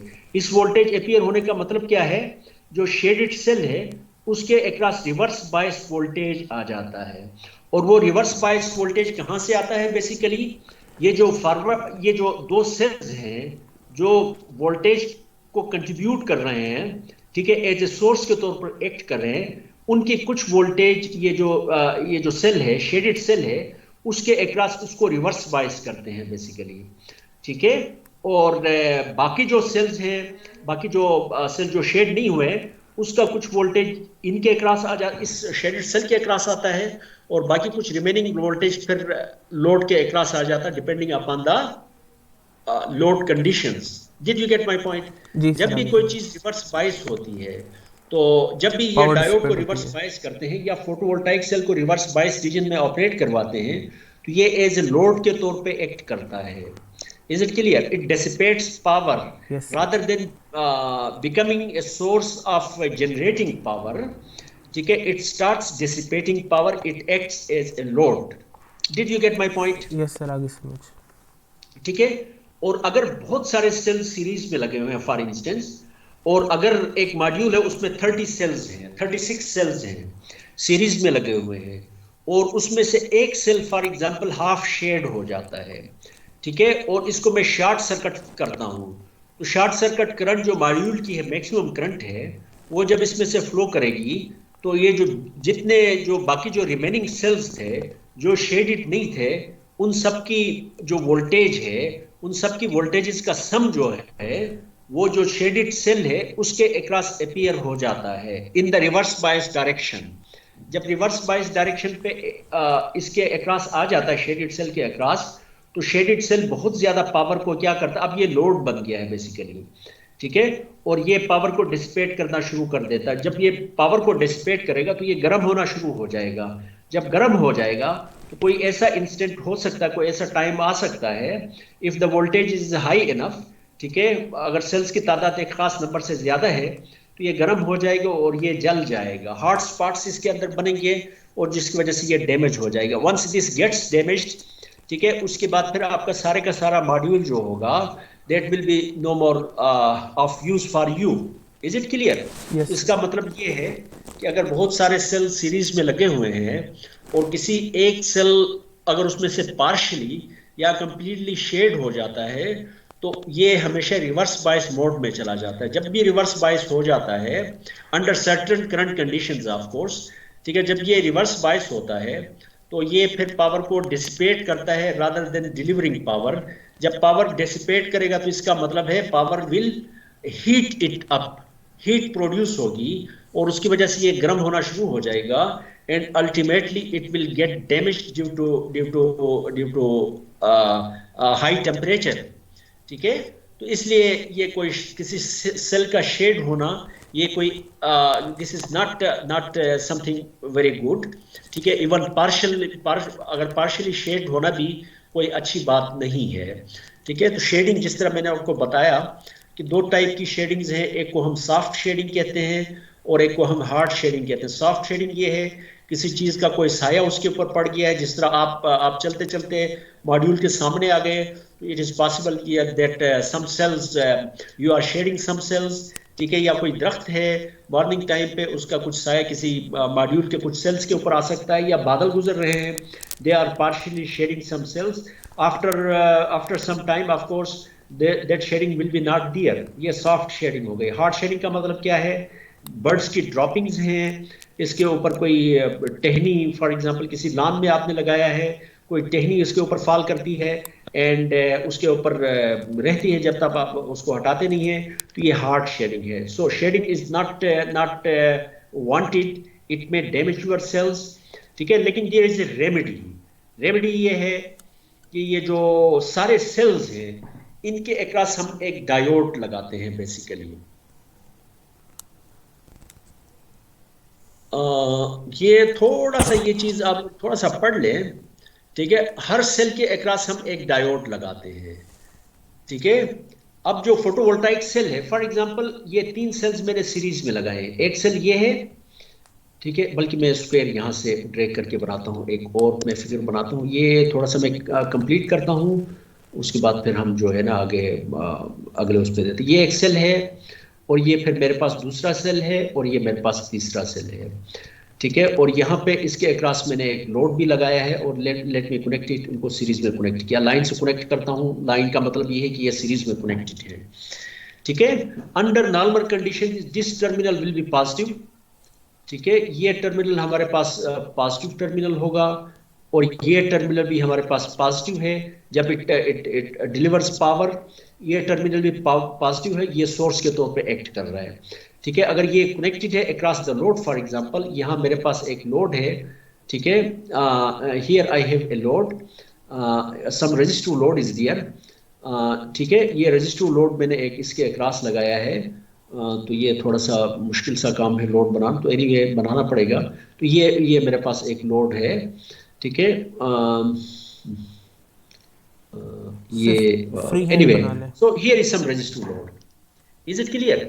अब ये टर्मिनल भी पॉजिटिव है, ये टर्मिनल, इन सब की वोल्टेजेस ऐड हो रही है, लोड के अक्रॉस आ रही है।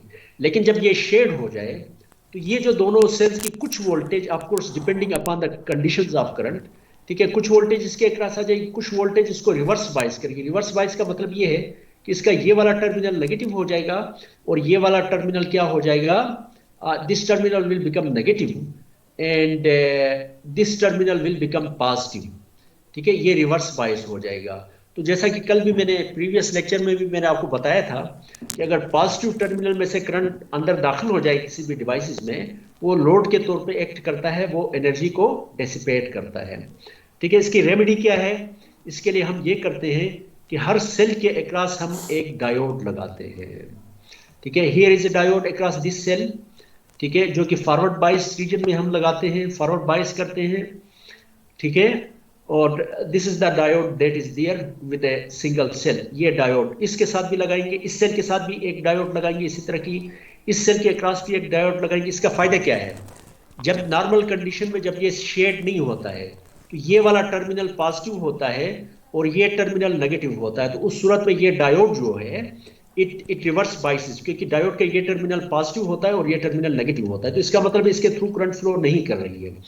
लेकिन जब ये शेड हो जाता है तो इस टर्मिनल का ये जो सेल है ये रिवर्स बायस होता है शेडिंग कंडीशंस में, तो ये टर्मिनल पॉजिटिव होता है और ये टर्मिनल नेगेटिव होता है। वर्स्ट कंडीशंस में जब इस तीन सेल्स का मॉड्यूल को जब हम शॉर्ट सर्किट करते हैं तो इन दोनों सेल्स की वोल्टेज जो है इसको रिवर्स बायस करती है और इस सेल के अक्रॉस अपीयर होती है। लेकिन अगर हम एक डायोड लगाते हैं तो डायोड फिर क्या करती है? Diode ensures that the voltage across this cell it remains 0.7 volt से ज्यादा, क्योंकि डायोड जब फॉरवर्ड बायस होता है, जब ये टर्मिनल पॉजिटिव हो जाएगा इस सेल के, जब ये लोड बन जाएगा तो उस वक्त डायोड का ये टर्मिनल पॉजिटिव होगा और ये टर्मिनल नेगेटिव होगा। That means this diode will be forward biased. जब ये फॉरवर्ड बायस होगा तो एट दैट इंस्टेंट ये जो सेल है इसके अक्रॉस वोल्टेज है ये 0.7 वोल्ट से ज्यादा नहीं होगी। जब ज्यादा नहीं होगी, क्योंकि ये पावर डिसिपेट करता वो किसके बराबर होती है, voltage across it multiplied by current through it. क्योंकि voltage across it is not going to be more than 0.7 volts. अगर करंट फॉर एग्जांपल 10 एम्पियर है, 10 into 0.7 it will dissipate only 7 watts. लेकिन अगर ये डायोड ना लगा हुआ हो तो ये जो दोनों सेल्स की वोल्टेज है वर्स्ट कंडीशन में वो इसके अक्रॉस आ जाएंगी, जो कि 0.6 प्लस 0.6 ये 1.2 वोल्ट्स इसके अक्रॉस आ जाएंगे फॉर इंस्टेंस। ठीक है, तो 1.2 को 10 के साथ मल्टीप्लाई करेंगे तो हमारे पास कितनी वोल्टेज आ जाएगी, कितनी वोल्टेज डिसिपेट करेगा, इट विल बी 12 वोल्ट्स। ये ज्यादा वोल्टेज डिसिपेट करेगा, it means that it will heat up, it is possible that it will heat up and it will get damaged. जो सिलिकॉन के फोटोवोल्टाइक सेल्स हैं उसमें generally ये होता है कि अगर 18 या 15 और 20 सेल्स के दरमियान अगर सीरीज में लगे हुए हों और उसमें से अगर एक सेल शेड हो जाए और अगर वर्स्ट कंडीशन में पूरे मॉड्यूल को, सीरीज मॉड्यूल को अगर आप शॉर्ट सर्किट कर दें तो बाकी 18-19 सेल्स की जो वोल्टेजेस हैं वो sum of the voltages of remaining cells they will appear across the shaded cell और इसको रिवर्स बायस करेंगी। ठीक है, तो रिवर्स बायस क्योंकि वोल्टेज बहुत हाई है और करंट भी हाई है तो उनका प्रोडक्ट हमेशा बहुत ज्यादा पावर ये डिसिपेट करेगा, जिसकी वजह से ये हीट अप होगा और ये जल जाएगा। ठीक है, तो ये जो फॉरवर्ड बायस डायोड लगाया है ये फिर इंश्योर करता है कि इसके अक्रॉस शेडेड सेल जो है इसके अक्रॉस वोल्टेज है वो 0.7 वोल्ट से ज्यादा नहीं हो जाए ताकि ये जल ना जाए। Did you get my point? Yes sir. लेकिन मसला क्या है, मसला ये है कि हर सेल के अक्रॉस अगर हम एक डायोड लगाएंगे it is a costly affair. इसके बजाय जनरली ये करते हैं, कोई 17-18 सेल्स की जो स्ट्रिंग है, मसला एक मॉड्यूल है उसमें 64 सेल्स हैं, तो उसको फिर हम ये करते हैं कि 16 into 16 मल्टीप्लाइड बाय 4, 16 सेल्स की जो उसमें से स्ट्रिंग है उसके अक्रॉस एक डायोड लगाते हैं, फिर दूसरी जो 16 सेल्स की जो स्ट्रिंग है उसके अक्रॉस एक डायोड लगाते हैं, तो 64 सेल का जो मॉड्यूल है उसमें फिर हम 4 डायोड्स लगाते हैं। ये अगर मार्केट में भी जाके अगर आप एक मॉड्यूल खरीद के ले आते हैं तो उसके बैक साइड पे आप देखेंगे कि एक डब्बा बना हुआ होता है, उस डब्बे के अंदर बेसिकली वो जो डायोड्स हैं, ठीक है, वो इसके अंदर लगे होते हैं जो कि इंश्योर करते हैं कि ये जो सेल्स हैं, ये जो मॉड्यूल है, ये फिर अगर शेडिंग का इफेक्ट आ जाए तो ये मॉड्यूल जो है ये डैमेज ना हो, और टू सम एक्सटेंट इसकी जो पावर डिलीवरिंग कैपेबिलिटी जो है, शेडिंग अगर सेल आ जाए और ये रिवर्स बायस हो जाए तो इसकी पावर डिलीवरिंग कैपेबिलिटी भी कम हो जाती है। ठीक है, अंडर सर्टेन लोड कंडीशंस। लेकिन अगर हम रिवर्स बायस डायोड हम लगाते हैं तो उसकी वजह से इसकी जो करंट वोल्टेज कैरेक्टरिस्टिक्स हैं वो भी बेहतर हो जाती हैं। Under certain load conditions it can deliver more power when we have a diode, ठीक है, otherwise diode is not there, so under certain load conditions इसकी पावर डिलीवरिंग कैपेबिलिटी भी कम हो जाएगी।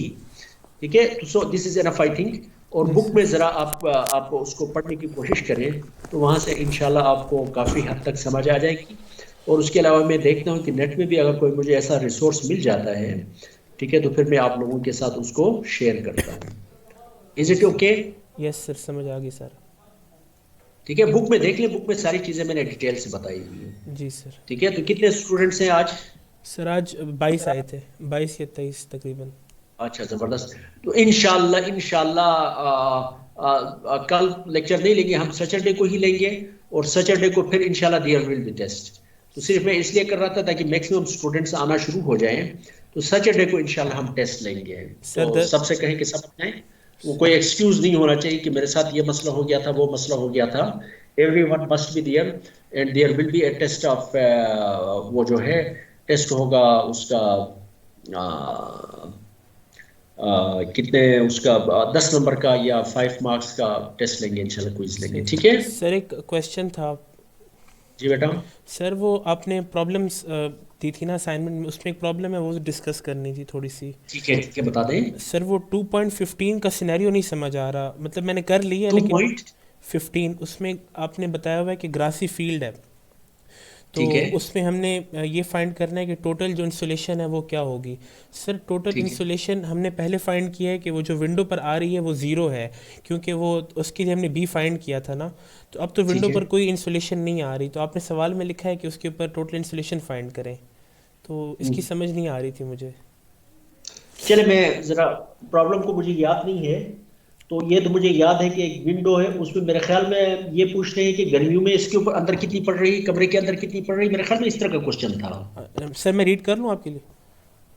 आज जरा शेयर कर लें। सर ये है what assume that a grassy field चले इज। चले, इसको मैं ये करता हूँ ना, मैं आज देख लेता हूँ, फिर सैटरडे को इंशाल्लाह लेक्चर के बाद हम इसको डिस्कस कर लेते हैं। सही है सर, चलें। सर ये ठीक है ना? 2.14 के साथ लिंक्ड है। अच्छा अच्छा, ठीक है, कुछ इस तरह का था, मुझे याद है। आप जरा स्टेटमेंट बताएंगे मुझे। Sir, assume that a grassy field is located in the south of the building of a problem 2.14. With known ठीक है। value of B, estimate the total insolation in watt per meter square striking the window at solar noon, assuming clear sky direct beam insolation as modeled by equation 2.14 on the following dates. ठीक है। तो sir इसमें हमने पिछली problem में ना B की value हमने फाइंड कर ली थी कि सन की जो ठीक है। रेडिएशन है ना वो विंडो पर ना पड़े, वो मैंने फाइंड कर लिया था। तो अब अगर वो नहीं पड़ रही तो इसका मतलब ये है कि विंडो पर तो इंसुलेशन आ ही नहीं रही, लेकिन आपने इस प्रॉब्लम में कहा हुआ है कि वो इंसुलेशन फाइंड करें विंडो के ऊपर। तो ये एम्बिग्विटी थी, मुझे मैंने कर लिया है सॉल्व इसको, लेकिन मैं थोड़ा सा कंफ्यूज था। अच्छा, तो उसमें तो आपने उन डेट्स पे सन का निकालना पड़ेगा ना आपको, एजिमत एंगल। जी जी सर, सारा किया हमने। सॉलिड मून है, एजिमत एंगल तो जीरो होगा, लेकिन अल्टीट्यूड एंगल उन डेट्स पे निकालना पड़ेगा। सर वो सारा कर लिया है, लेकिन अब उसमें मतलब दूसरी बात सर, इसमें जो आई एच का फार्मूला होगा उसमें हम आई बी इसमें हमने ये बताया गया ना कि डायरेक्ट बीम इंसुलेशन हमने फाइंड करनी है, इंसुलेशन फाइंड करनी है टोटल। तो वो किन दो का सम होगी, आई बी और आई डी सी का, या आई बी एच और आई डी एच का? मैं इसमें भी नहीं, कंफ्यूज किसके था। ऊपर? विंडो के ऊपर। विंडो जी तो सर। आपके वर्टिकल 90 के एंगल पे ना, टिल्ट एंगल। आप ये समझ लें, इसको इस तरह समझ लें कि आपके पास एक एक कलेक्टर है जिसका टिल्ट एंगल 90 डिग्री है। सही, ठीक है। Window is a collector. सही सही सही। Forget about the building. आप ये समझ लें कि आपके पास एक कलेक्टर है जो साउथ साउथ को फेस कर रहा है, ठीक है, और उसका टिल्ट एंगल कितना है? 90 है। 90 डिग्री है। बात सही। समझ गए ना? लेकिन ऊपर वो जो विंडो के ऊपर थोड़ी सी हम सामने उसकी तरफ एक वो जो बनाते हैं, घरों में भी बनाते हैं ना, ऊपर खिड़की के ऊपर थोड़ा सा बाहर एक्सटेंड करते हैं बाहर की तरफ। जी जी सर, बिल्कुल। एक थोड़ी सी छोटी सी छत विंडो के ऊपर हम शेल्टर डालते हैं। शेल्टर होती है sir. Shelter, shelter, sorry, shelter जिसको कहते हैं। जी सर। ठीक है, तो उसकी उसको भी आप उसकी, मेरे ख्याल में वो शेल्टर की भी किसी क्वेश्चन में बात हो रही है, मुझे कुछ ऐसे ही याद पड़ सर वो रहा है। असल में 2.14 में ना आपने एक शेल्टर दिया हुआ था, आपने कहा कि शेल्टर की लेंथ कितनी होनी चाहिए कि हम सन की जो रेज है ना वो विंडो पर ना पड़े। तो मैंने वो ठीक है। शेल्टर की जो लेंथ थी वो मैंने फाइंड कर ली। अब इतनी लेंथ ठीक है, अगर है तो इसका मतलब ये है कि सन की रेज विंडो पर नहीं पड़ सकती। लेकिन जबरदस्त आपने। आपने अगले क्वेश्चन में कहा है कि ये उसी आप ये फाइंड करो कि टोटल इंसुलेशन कितनी पड़ रही है विंडो पर। विंडो पर तो पड़ ही नहीं रही, मैं ये सोच रहा था। अच्छा अच्छा, ठीक है, मैं समझ गया आपको। हो सकता है कि मैंने लिखते वक्त मेरे जहन में ये हो कि उसके शेल्टर के बगैर मैं चेक कर लेता हूँ। वो हो जी सकता है कि मेरे एंड पे उसमें कोई कंफ्यूजन हो। समटाइम्स आप खुद लिखते हैं तो बहुत सारी चीज़ें आपके जहन में फिर रही होती हैं, वो ख्याल नहीं रखते हैं। जब दूसरा बंदा उसको देखता है तो फिर कंफ्यूजन क्लियर हो जाता है। उसको मैं देखता हूँ, हो सकता है मेरे एंड पे उसमें थोड़ी बहुत कुछ कंफ्यूजन हो, सही वो फिर मैं क्लियर करता हूँ पढ़ने के सही बाद। ठीक है, तो सैटरडे को इंशाल्लाह उसको फिर हम देख लेंगे। सही। सर दूसरा मुझे उस दिन सैटरडे के दिन यही बता दीजिएगा कि इसमें जो टोटल बीम इंसुलेशन है ना, ये किन दो इंसुलेशंस का सम होगी। एक तो डिफ्यूज कंपोनेंट और एक डायरेक्ट कंपोनेंट होता है ना, लेकिन उसकी फिर दो फॉर्म्स, आई बी एच होता है और एक आई बी होता है। तो हमने यहाँ किन दो का सम नहीं, लेना होगा? जो GHI जो है ना, वो हॉरिजॉन्टल। आप GHI जो है ग्लोबल हॉरिजॉन्टल इरेडिएशन है, वो तो आपके पास IBH प्लस IDH होता है। सही। सर यहाँ पे फिर क्या मांगा जा रहा है इस वाले में? ये मैं इसको क्वेश्चन को मैं देख लेता हूँ ना, मुझे याद नहीं, बिल्कुल याद नहीं है। चलें, सही है सर, फिर सैटरडे के दिन मैं आपको बताऊंगा। साल पहले ये चीज़ें लिखी थी, बल्कि 2 साल पुरानी बात है। उसके बाद फिर अभी मुझे एग्जैक्ट मुझे याद नहीं है कि इसमें क्या लिखा। वो काबा वाला आपने कर लिया था, फाइंड जी जी सर, डायरेक्शन ऑफ। वो कर लिया सर, बहुत मज़े का सवाल था वो। हाँ वो बहुत इंटरेस्टिंग सवाल था, वो कर लिया था हाँ, बस मैंने। मेरे जहन में आया, बल्कि मेरे ख्याल में पिछले दिनों भी कोई डेट थी, अखबार में आ रहा था सर कि एक ट्वेंटी कमला की एट्थ एक डायरेक्शन 28 मई है और एक 15-16 जुलाई है, इन 2 डेट्स 15 पे। जुलाई जी सर। अच्छा अच्छा, बस उसकी वजह यही है ना कि मई में सन नीचे इक्वेटर से ऊपर की तरफ आ रहा है। जी सर। ठीक है, तो ठीक सोलर नून पे काबा का जो सोलर नून है उस वक्त उसी के ऊपर होगा ना, जी सर। आना काबा के ऊपर। फिर आप देखते हैं कि उस टाइम पे आपकी घड़ी का टाइम क्या है, सोलर सोलर बिल्कुल नून के लिहाज से आप अपनी घड़ी का टाइम देखते हैं। बिल्कुल सर, हम फिर आपको अपने यहाँ टाइम का पर टाइम फिर मिल देखते जाएगा हैं। जिस पे आप एक स्टिक आप खड़ी करेंगे, तो जाहिर है बिल्कुल काबा के ऊपर होगा सन, तो स्टिक की जो साए की जो डायरेक्शन होगी जी वो सर। आपको फिर काबा की डायरेक्शन सर देगी। हम यही करेंगे ना कि उस टाइम जो उनका सोलर नून होगा हम उसको अपने सोलर नून में पहले कन्वर्ट करेंगे और फिर अपना हमें टाइम मिलेगा, मतलब हम हाँ, अपना वहां से आपको आवर एंगल आ जाएगा ना। आवर एंगल आ जाएगा सर, ठीक है, मतलब बहुत सारे तरीके हैं। सऊदी अरब और पाकिस्तान के दरमियान जो टाइम डिफरेंस है वो भी आप उसको उसके लिहाज से भी देख सकते हैं। मेरिडियन के लिहाज एनीवे, से। सोलर मून अगर आपको आपको ये पता चल जाएगा कि कितने एंगल आपसे सऊदी अरब में होने का मतलब ये है कि आपसे सम डिग्रीज जी जी आपकी सर, सोलर मून ऑलरेडी हो चुकी है। हो चुकी है बिल्कुल सर, 2 घंटे का फ़र्क आता है बात बिल्कुल। समझिए ना। जी सर। आप ये देखेंगे कि यार ये इस वक्त उसका उसका जब आप देखेंगे लॉन्गिट्यूड और लेटीट्यूड आप देख लेंगे सऊदी अरेबिया का, मक्का का, जी सऊदी अरब का नहीं देखेंगे। मक्का का देखेंगे बिल्कुल। लॉन्गिट्यूड और लेटीट्यूड आप देखें, खाना काबा का जो लॉन्गिट्यूड होगा, ठीक है, तो लेटीट्यूड और लॉन्गिट्यूड, तो उस वक्त आप देखेंगे कि सन उस लेटीट्यूड और उस लॉन्गिट्यूड पे किस टाइम पे सन उसको क्रॉस लॉन्गिट्यूड को क्रॉस कर रहा है, जी सर साल के मेरिडियंस। किस। जी सर मेरिडियंस का फ़र्क लेंगे और उसको फिर 15 डिग्री के हिसाब से हम देखेंगे कि आवर्स में हाँ, कितना फ़र्क वहां आ से रहा है। आपको पता चल जाएगी कि जी आपका सर। जो आवर एंगल जो है पाकिस्तान के 75 के लिहाज से। जी सर बिल्कुल इसी तरह किया सर मैंने, बात हो गया समझिए कि था। आवर एंगल आपके पास आ गया, आवर एंगल आपके पास आ गया, तो वहां से सोलर आप टाइम सोलर निकालेंगे। टाइम निकालेंगे। वहां जी से सर। क्लॉक टाइम और सोलर टाइम के दरमियान आपको एक वो पता है, तो जी वहां सर से फिर बिल्कुल, आपके पास वो टाइम आएगा, पाकिस्तान का क्लॉक टाइम आएगा, कि किस टाइम हमने जिस पे करना है उस सेट। दिन आपका साया जो होगा, उस दिन आपका खाना काबा के ऊपर होगा सूरज। बिल्कुल ठीक सर है, तो इसी। जिस टाइम इंस्टेंट पे खाना काबा के ऊपर होगा उस टाइम पे अगर आप एक स्टिक आप वो खड़ी करेंगे, तो उसका साया जो होगा वो जाहिर है खाना काबा के ऊपर होगा, तो उसका बिल्कुल उसके अपोजिट डायरेक्शन पे उसका साया जा रहा होगा। जी सर बिल्कुल ठीक ऐसे है, ही तो वो होगा। साया जो है वो बेसिकली डायरेक्शन ऑफ किबला होगी। जी सर। ठीक है, ये अखबार में मैंने डेट देखी तो मैंने सोचा कि यार इस पे एक क्वेश्चन बनाना चाहिए। जी सर ये तो ये बहुत अच्छा क्वेश्चन क्वेश्चन था, उससे काफ़ी सारे कॉन्सेप्ट्स क्लियर हो गए हैं। चले, जबरदस्त हो गया, जी जबरदस्त। सर। तो आप लोग एंजॉय भी कर रहे हैं? जी सर ये वाला क्वेश्चन तो ख़ास तौर पे मैंने और मेरे दोस्त ने नहीं डिस्कस नहीं, करके ओवरऑल समझा। ओवरऑल जो लेक्चर्स हैं, जी सर समझ सारे आ रहे हैं, एंजॉय भी कर रहे हैं। जो कोर्स है, is it interesting? Yes sir काफ़ी इंटरेस्टिंग है। अच्छा, जबरदस्त। कोई और क्वेश्चन नहीं पूछता है? जो हमारे हैं अंसारी साहब कहाँ गायब हैं?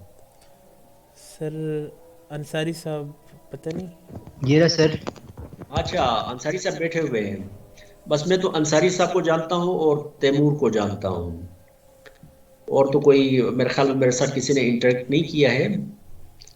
तो एनीवे, चलें, ठीक है, चले चले। अच्छा बेटा, खुदा हाफिज। ओके सर, अल्लाह हाफिज़, okay thank you sir, sir. अल्लाह हाफिज। अस्सलाम वालेकुम। तो